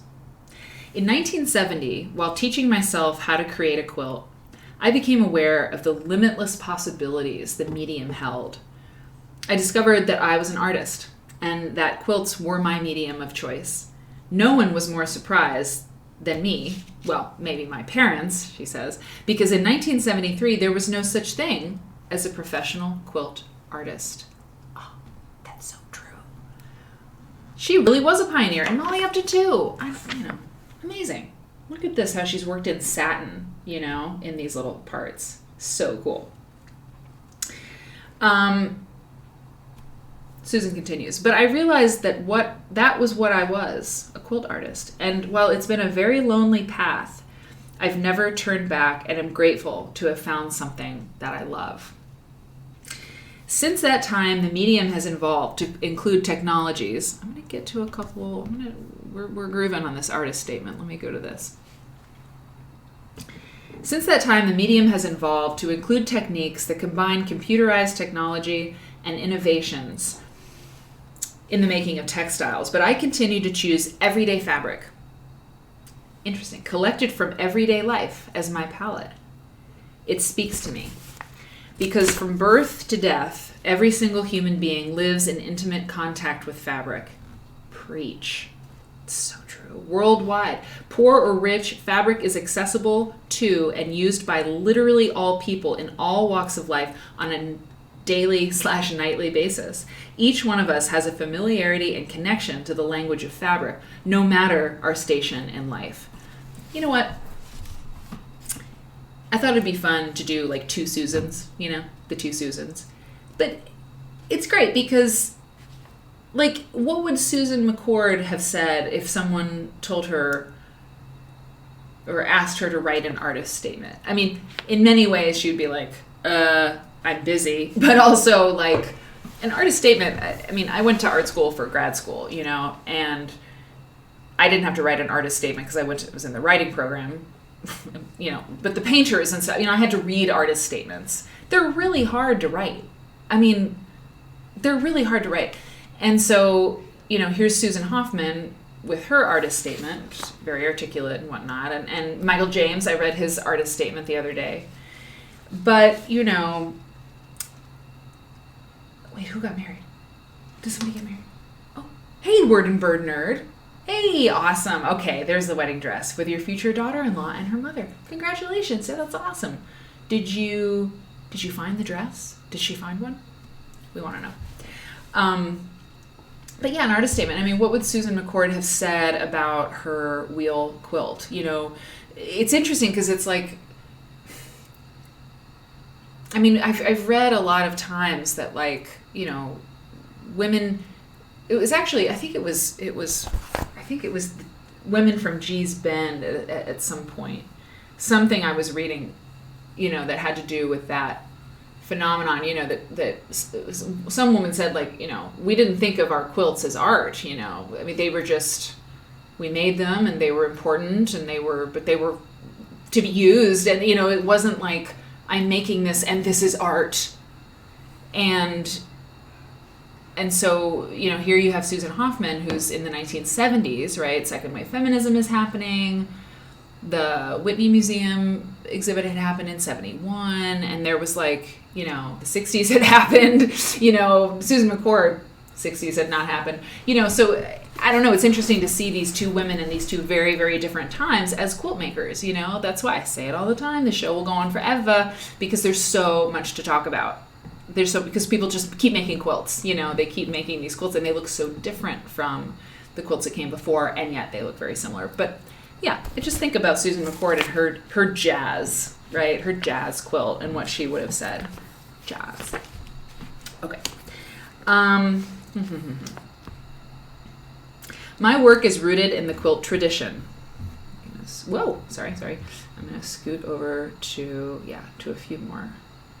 I realize now I kind of did this out of order. Ooh, look at that hot pink down at the bottom. I really like that.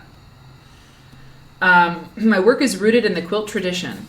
Back to Susan. But I take this as a point of departure in furthering this form of expression. Like many traditional quilts, my work is not intended to be used as a bed covering. Oh, like many traditional quilts. Oh, I think she means unlike many traditional quilts. My work is not intended to be used up as a bed covering, nor is it purely decorative. It is to be experienced as art. And yeah, okay. Fabric She says, has a musical resonance. Oh my God, jazz, the music is like the theme of the day. Fabric has a musical resonance that inspires me.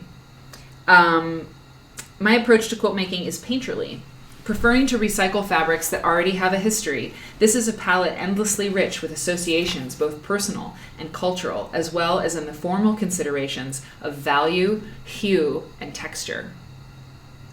Wow, cool. This is great. Okay. Oh, I have names for these, but I made a PDF today. That's why the names aren't on here.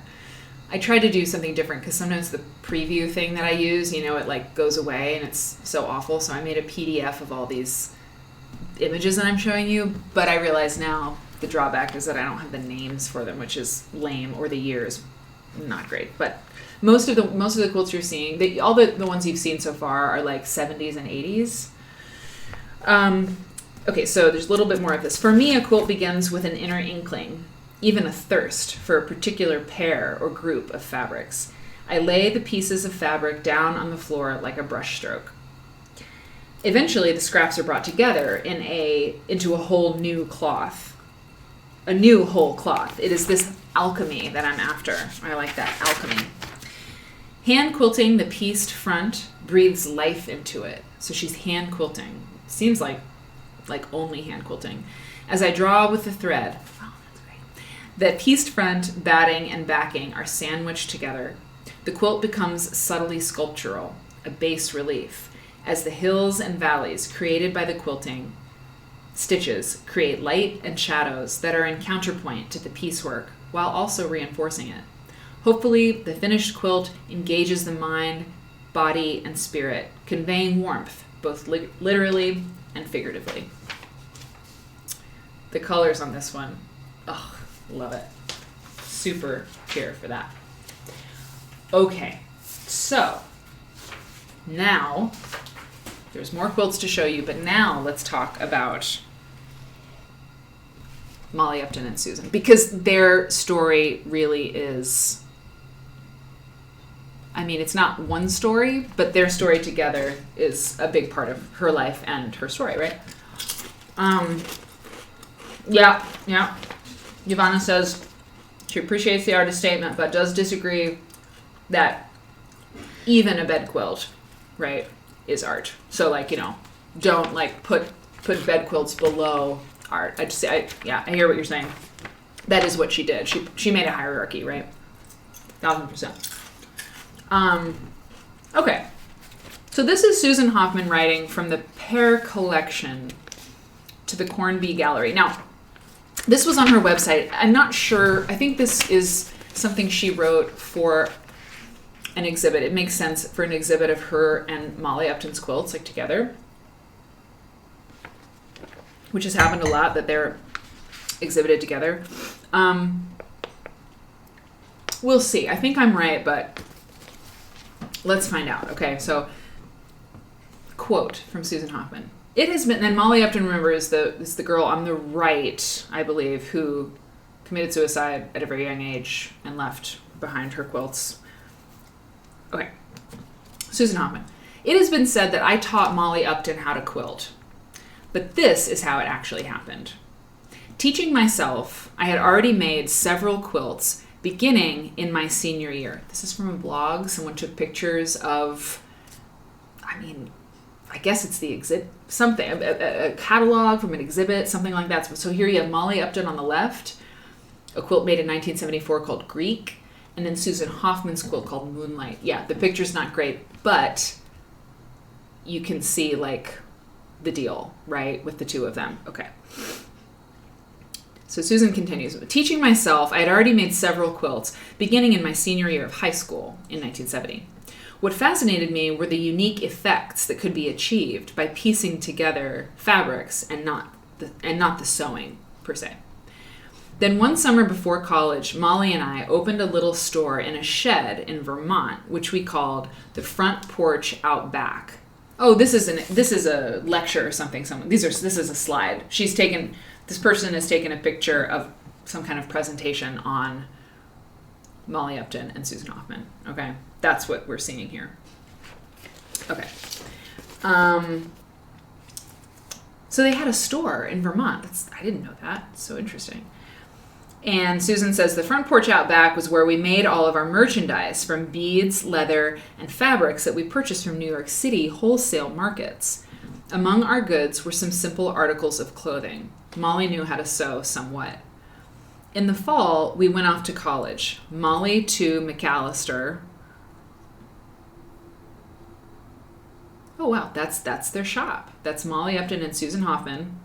Again, not the best picture we've ever had, but not bad. I'm glad we have it at their little store in 71. Wow. We went off to college. Molly went to McAllister in Minnesota, and Susan went to the University of Denver. She says a few years later, we became roommates, living in 2 furnished rooms with a shared kitchen across the hall in Cambridge, Massachusetts. We decided one day to each make a quilt. Maybe we could make a little money on the side. From various projects, we both had a small stockpile of fabrics. Using just what we already had on hand, we tore the fabric into strips. Somebody said, strips. I saw you. I see you. I see you talking about those strips. No templates, no measuring, no scissors only to cut the length of the strip that might feel right. She had her pile, and I had mine. And side by side, we each began to lay strips out vertically on the floor, like brush strokes, it felt to me. Let me go to one of her quilts here, okay? I've got something else, a Molly Upton thing that's going to blow your mind. Okay. When each composition seemed complete, I showed Molly how to sew the strips into rows and the rows to each other to make the pieced front. Cheers, Ivana. Love it. We decided on a common border to frame them, a black border to frame them, so that in addition to the use of vertical strips, they formed a kind of pair. Okay. Oh, it's interesting. So they really were working together. I mean, they really... Wow. So this quilt's made in 99. You can see on the corner on the left. I showed Molly how to sandwich together the front, the backing, and the batting. We tied the 3 layers together, so technically these were coverlets, not quilts. Over the course of making these 2 quilts side by side, I realized quilts could be art. Wow, that's pretty awesome. It was a life-changing moment for me. Initially, Molly didn't agree with me, and we had many lively discussions on the subject of quilts and the arts, literature and music, as well as visual disciplines. By the end of each making one half of what we came to think of as the first pair of the pair collection, I was shocked to realize that I was an artist. Quilting was my medium, and that my work was intended not for a bed but a wall, properly lit with a space of its own. More significant than showing Molly the basic how-to of what I had been doing for several years was my showing/convincing her that quilts could be art. By the act of making a quilt and by our conversations, Molly quickly became... I'm going to zoom in here. This is really great. Molly quickly became as excited as I was to explore quilt making as an art form. We knew of no one else who was doing this, had no relatives who made quilts. You know what?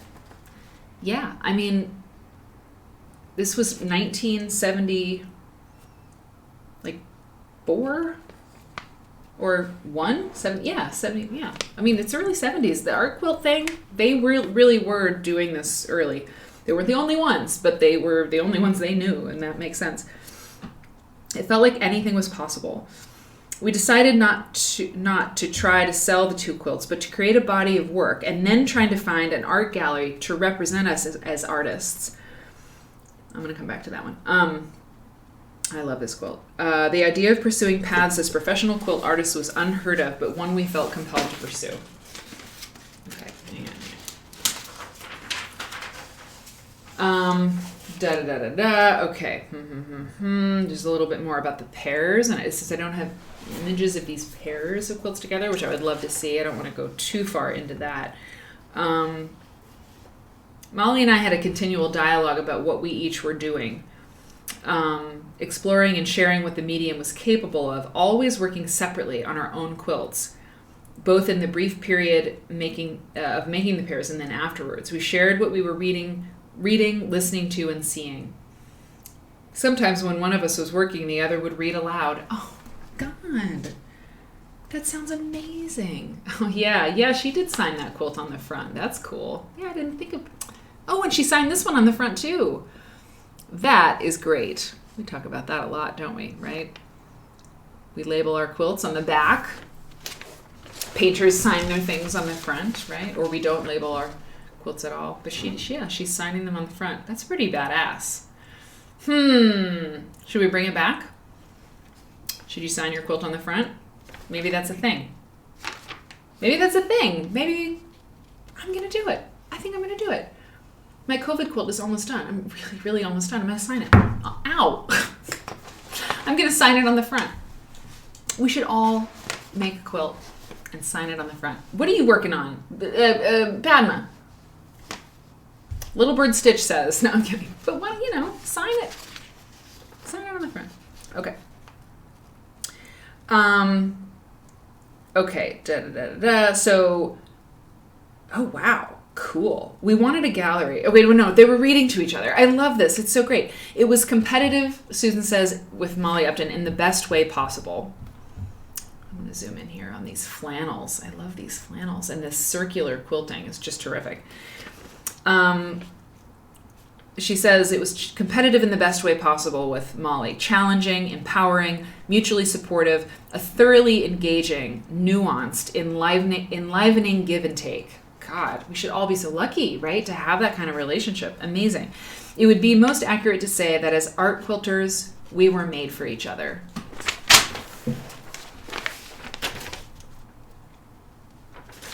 We wanted a gallery, so we spent days taking the train to and from Manhattan, carrying our quilts through the streets. It's great.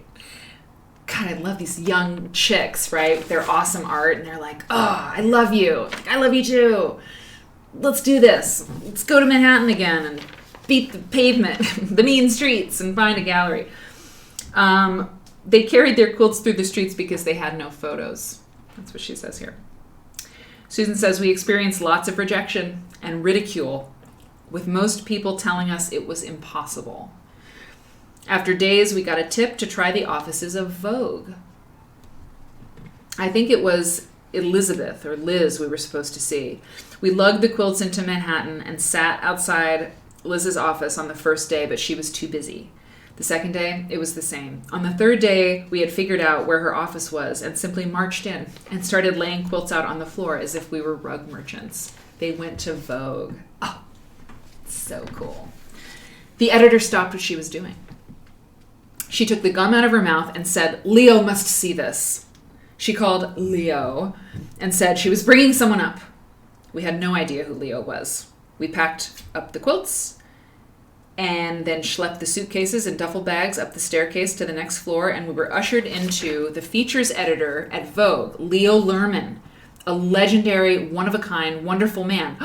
But we had no idea who he was as we were ushered into his office. This is like, wow. I love this one. This is so great. I love this quilt. I love it. It's so simple, but and I really like, and I didn't know, that she uses fabrics from Life. She does not, and there's her signature again. This is from 2008. It's called Elements of Life. Okay? She's using textiles from around, and the fabric companies don't like to hear this, but I have not purchased fabric in a long time. I don't want to, the COVID quilt I'm making, I used what I had. I just don't have the will to buy a lot of fabric right now. I don't know. So maybe it's all going to be, scraps and things from Life. Like Susan Hoffman. She's not the only person to do that, but not a lot of people, I think, who make quilts a lot are just sourcing secondhand fabric, because the fabrics are so wonderful that we get as quilters, and you can get whatever you want. But it's interesting, right, to just reclaim stuff. So anyway, back at Vogue, okay, we were ushered in by a nervous editor who had been avoiding us for 3 days, and she proudly presented us to Leo. Wow. He looked at the quilts. Wait a minute, hold on. Molly and I began to efficiently take out our quilt tapestries and lay them on the floor, but not much was said. We had learned to let the quilts speak for themselves. By this point, we'd been in quite a few galleries and offices, but Leo's stood out. His desk was clear, except for an eggplant, and he wore purple socks. Great. There were lots of windows. He looked at the quilted tapestries, and I kid you not, within a few moments he said, "What do you want, the Museum of Modern Art?" Molly and I glanced at each other. We said, "Yes, someday, but we're not ready yet. Right now we just want a reputable gallery to represent us." He picked up the phone and started calling art galleries. Quote, "I have 2 young women here in my office. They make what they call quilted tapestries. One looks about 13, one looks about 14. I think you should look at their work." Unquote. And then the last paragraph says, "Soon after, maybe it was the same day, or a short time after, I can't remember." Oh, wait, this is the next thing. Sorry. Molly and I went to meet Jill Cornbly, one of the art dealers that Leo called. Let me go up to this. Yeah. Her gallery at the time was located on the ground floor of a townhouse. Okay, We showed her the quilts. She was quiet, reserved. Without saying much, this dealer said she wanted to represent Molly and me. There would be a contract, and she would give us a show. Molly and I left her gallery and literally jumped, and screamed for joy on the sidewalk, hugging each other. We had a 2-person show there in 1975, and I had a 1-person show in 1980. We had done what everyone said couldn't be done and opened doors not just for ourselves, but hopefully for the art of quilt making. Hell yeah. Isn't that cool? Isn't that so cool? So check this out. I know, bless that guy, right? Leo, love him. So check this out. So one of the things that I found a couple. Oh, here's one thing. This was from a blog, but this is 2 Susan Hoffman quilts done. She did them in different ways. there's 2 like colorways, right? So this was from an exhibit. I would love to see an exhibit of her work at QuiltCon in 2016, I think, or 2016. They did 28. I don't know, whatever. It was a QuiltCon, and they did a Molly Upton exhibit. But I want Susan Hoffman, man. I think I'm like Team Hoffman. I don't know, just because everybody is all about Molly Upton, but I'm into Susan. So check this out. So this is a review. Oh yeah, I remember. I got this image it's like last week or something. It's just awful. But this is a review here. This is a review. Whoa, from the New York Times in '79. Molly and Susan, right? Is this both of them? Yeah. Modern quilts beyond necessity. Modern quilts, right? Isn't that crazy?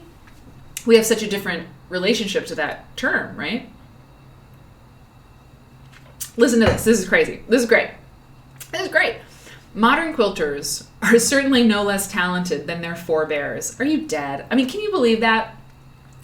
The modern quilter. I mean, that's what we call modern quilters. But like, we're all modern quilters. Anyway, kind of hilarious. Let me see if I can get my head in this. Like I'm in the. Here, watch this. This will be funny. Here, I'll just be in the thing. Look, see, I can't do it all, but I know how to do that. Okay. I won't read all of this, but modern quilters are certainly no less talented than their forebears, but their craft has suffered from the philosophy of modernism as well as material progress. Maybe I will read all of this. That's amazing. Deprived of its social function. Oh, we're reading this. Deprived of its social function, folk art such as quilting has been kicked upstairs to a kind of retirement status among the fine arts. As a result, its practitioners tend to compete with high art, feeding on it rather than on personal experience or nature.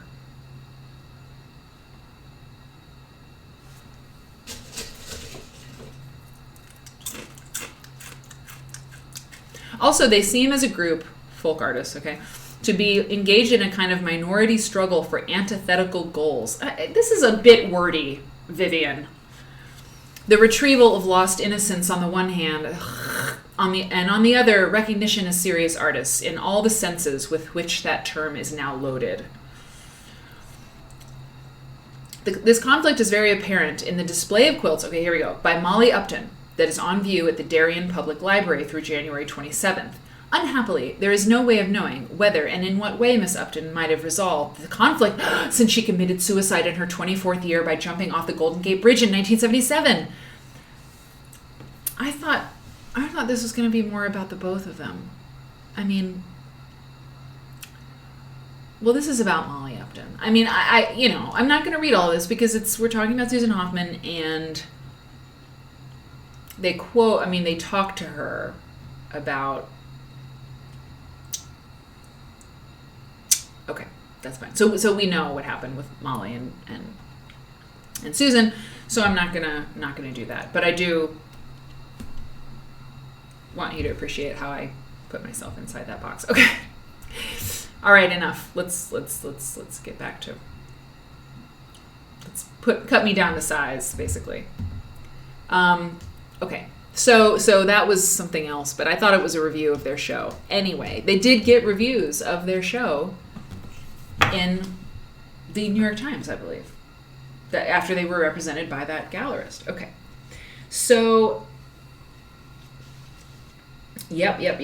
And Ivana says, by the way, I have an abundance of fabric, much of which my hubby, Cooper, surprised. Hey, Opossum Blood. I'm so glad you're following. That's great. And by the way, if you aren't following me and you like the show, make sure to click follow. Is that right? Yeah. So you get a notification when I go live, because I do 3 shows a week, but sometimes I do more, and so you can be notified and hop on the show. And subscribe too. That'd be great. So Ivana says much of her fabric was purchased by her husband, Cooper.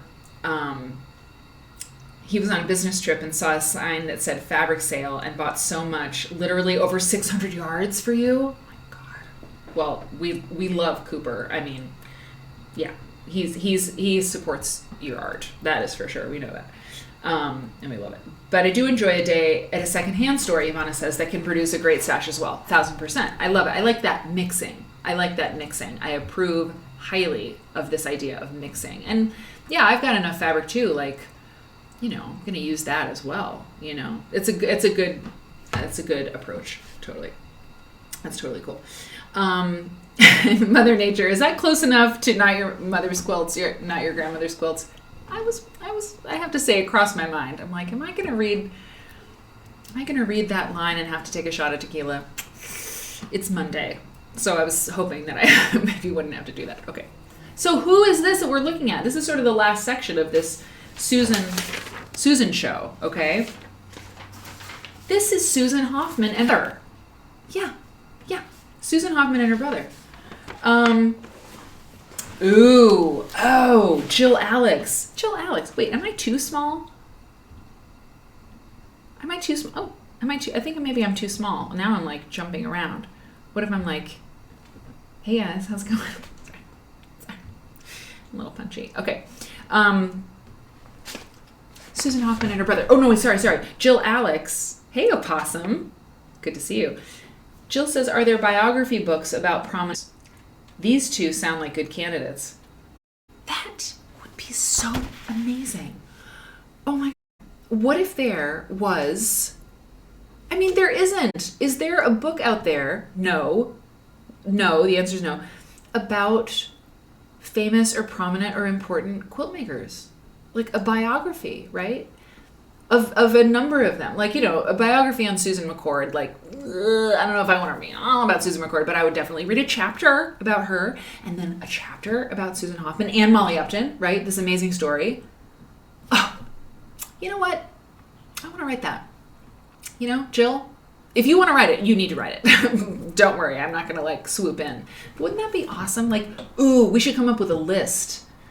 Let's come up with a list on Discord. Where should we put it? Susan or Michael? What do you think? What if in episode discussion? Okay, what if here, in episode discussion, this show is show number 73. So is there a way to like tag a post, right? So it's like could you do like hashtag 73 and then like, or like hash, you know, we should have, oh no, we're frozen. Uh-oh. Hey, Marion in YouTube land. Okay. And quilting auntie is following. I'm so glad you are. Help them small. Yeah. Susan Kelly, you know the bingo card. Yeah. So I hope I'm unfrozen. I think, okay. Twitch choked up there for a second. Is it better? Is it okay? And Bonnie, I'm hoping that it's okay. Bonnie says, can you send instructions on how to subscribe through Prime? Somebody can somebody help her in the chat? And how can I like have that information for people sort of readily available? But Dee Marie, maybe if you would just like send her the where to look for it. I'm unofficially asking you to do that. I mean, I'm putting you on the spot. If someone could tell Bonnie, that'd be awesome. The anthology, but put it in the Discord in the episode discussion somewhere. Who you'd want to see in there, because the thing is, listen. That's a book pitch that would work. Jill, you're brilliant. Like you're brilliant. That's a pitch that I could sell that. You know, like here are these. You know, here's Harriet Powers. Like here's a brief description of like who this person was. Here's Susan Hoffman and Molly Upton, you know, the story of going to Vogue and then Molly takes her life. I mean, these are like amazing. And then Susan McCord, this farm wife, like what is this? Like, you know, there are so many amazing, obviously there are these amazing stories about quilters. And I mean you could that could thank you, Dee Marie. Thank you. Sibby Mac. Hey Sibby Mac. I don't know. Jill, what do you think? Should I add another project to my plate and talk to you about this idea and see, you know, if we could get this going? I mean, I don't know. It'd be great. What would it be called? I love titles. What would it be called? I don't know, but it would be cool. There's not a book like that. There ought to be, you know, and then it's scalable because you could have volume 1, right? Volume 2, blah, blah, blah, blah. Be awesome. I would buy it too. I want to buy it too. Audio is progressing, but the screen is frozen. I'm sure I'm frozen in a really terrible way. Okay. Well, let's continue. So, and hopefully nothing will completely crash. So let me finish this up. Okay. We've been on for a while. I thought it'd be long, and it is the show tonight. Okay. So this is Susan and Peter Hoffman. Yeah, Jill, cool. You want me to go for it? I mean, obviously, you're in the acknowledgments, right? But okay. Anyway, I just don't ever want to be like, if your dream is to write a book, you must write it. I will exit immediately. Okay. Susan and Peter Hoffman are both artists. Okay. This is her brother, and they had a show together. Look at this. They had a show together. Called Affinities, and someone might be able, well, certainly someone could figure out what year it was. I'm so sorry, but I printed out the press release and I grabbed it. Oh, it's 2018. It's 2018. I looked on the first page of the press release and I didn't see the year, but now I see it. It's 2018. So I'm going to read to you about this show. 2018. In Manchester, Vermont. The Southern Vermont Art Center, located in Manchester, will present the work of Susan Hoffman and Peter Hoffman at this and such gallery from this date to this date, with an opening reception at this time. For over 40 years, the sister and brother artists have each developed distinctive visual languages, working with fabric and wool. And wood. Susan, a fiber artist, creates large quilts that hang as paintings, while Peter constructs, like this, look at this. Peter constructs three-dimensional wall pieces employing equal parts sculpture and painting. Although the two work independently, an uncanny dialogue emerges from both the form and spirit of their art. These are images from the show. Both artists find music motivational in their visual creations and share a jazz-like improvisational approach to art, not pre-planning through drawing, but from the very beginning working directly with their materials. Peter comments that his technique is, quote, strongly rooted in an intuitive process. More often than not, I start with a blank slate, trusting that something will unfold as the process moves forward. Unquote. Susan states that, quote, fabric has a musical resonance that inspires me. I begin each piece with a canvas of air, following an inner inkling, even a thirst for a particular group of fabrics. That's so cool. I begin each piece with a canvas of air, following an inner inkling, even a thirst for a particular group of fabrics. I love that, thirsting for fabrics. Been there. Another commonality in the artist's approach is the use of storied materials, quote-unquote storied materials. Susan says she prefers to, quote, recycle fabrics that already have a history. We know that about her. I have a palette that is endlessly rich with associations, both personal and cultural, as well as in the formal considerations of value, hue, and texture.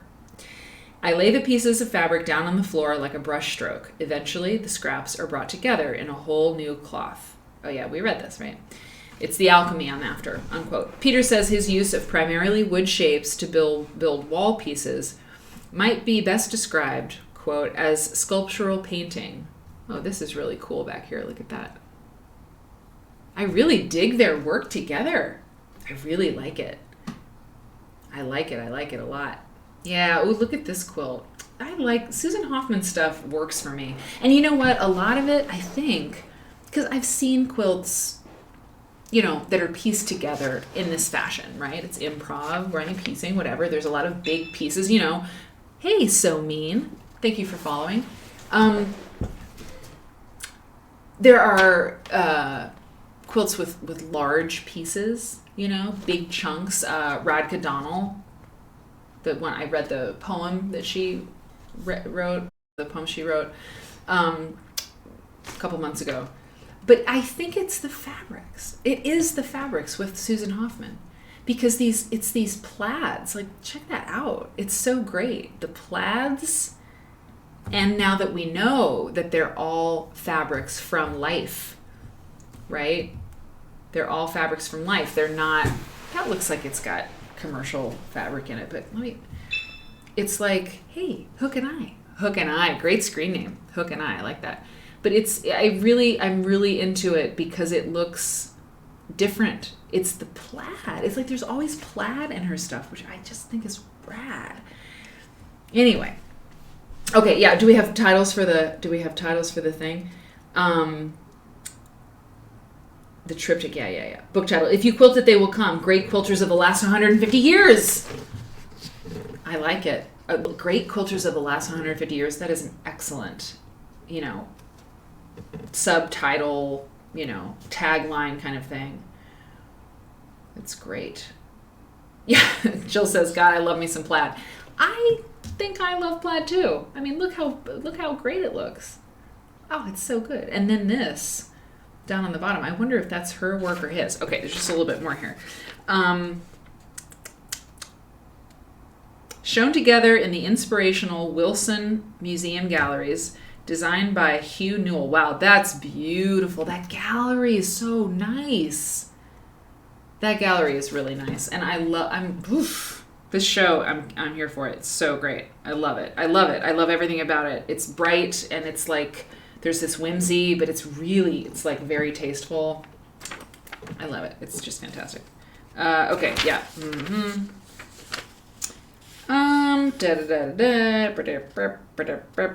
Yep. And then one talks a little bit about his process, and cool that they exhibited together. Oh wow, there's a lot more.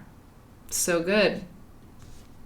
So good. Yeah, this gallery. Oh, it's so Vermont. God, we did a Quilt Folk issue of in Vermont, and it was so cold that time. Oh, anyway. Anybody?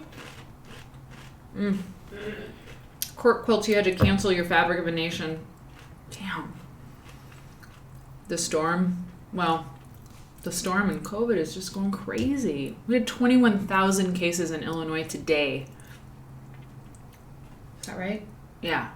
I mean, insane. Ooh, look at that one. Anyway, yeah, Vermont is beautiful and very unique. It's a unique place. Okay. Oh yeah, this is Peter. This is one of his wood sculptures. Kelly says, can you imagine some joker cutting up one of those pieces because they thought it was just a bunch of scrap fabric? Yeah. Yeah, exactly. I mean, in 50 years, Susan Hoffman's quilts are going to be vintage. I mean, they're kind of vintage now. They're not antique. But wait, no. Vintage, I think, I just read this. Antique is 100 years or older. I think if a quilt is 100 years or older, it's antique. Up until 100 years, it's vintage. And that's like a standard thing for any item, furniture or whatever. Antiques are 100 years or older, and vintage is anything less than 100 years, I believe. But yeah, Susan Hoffman's quilts are vintage. So if you wanted to make a quilt coat out of one of them, it would look great. Not cool. Great photo. Huh. This art making brother and sister, I just think it's so cool. We saw that one. It's really great. Affinities is a lovely title. It's just when you see a really great exhibit, like in a small gallery, it really, I don't know. It's heartening to me. It's a great title, Affinities. It's a really smart collection. Can you tell I am enjoying this? Yeah, the work fits in this space very well. Yeah, this is this triptych. Someone was noticing this earlier. Yeah. Yeah. Okay, is that it? Is that all? Yep, that's it. So, Susan Hoffman, pretty awesome, pretty cool. So everybody, that's what I have for you today. That's what I have for you today. 2.5 hours. Tomorrow is Tuesday, and so the show's going to be on. If Myra has more HSTs to sew, which she may, if you're doing a Susan McCord situation, ocean wave situation, you're going to be doing HSTs for several years. So tomorrow's show will be good. It will be good for you to tune in. Yeah, I hope that you enjoyed the night of the two Susans. And thank you for taking time with me earlier tonight for me to kind of talk through this survey thing. I've got to send it out. I've got to send it out tomorrow. That's another thing. I'm accountable for actually sending that survey to more people. The more designers who answer it, the more valuable the data will be. I mean, if I can get 20 people to answer, that'll be great. So yeah, tomorrow night shows at 7:00. Tuesday night, tomorrow night, 7:00, and then Thursday at 11 a.m. And then Friday night, New Year's Eve show. And then Saturday night, the world premiere. So that's the scoop. You're great folks. Great show, great company. I agree. Lots of great info. I'm glad you enjoyed it. A relaxing night, Ivana. Excellent. And Myra's quilt is all HSTs. So get going. Cool Ranch Doritos. Get some of those for another night. Okay. Take care, everybody.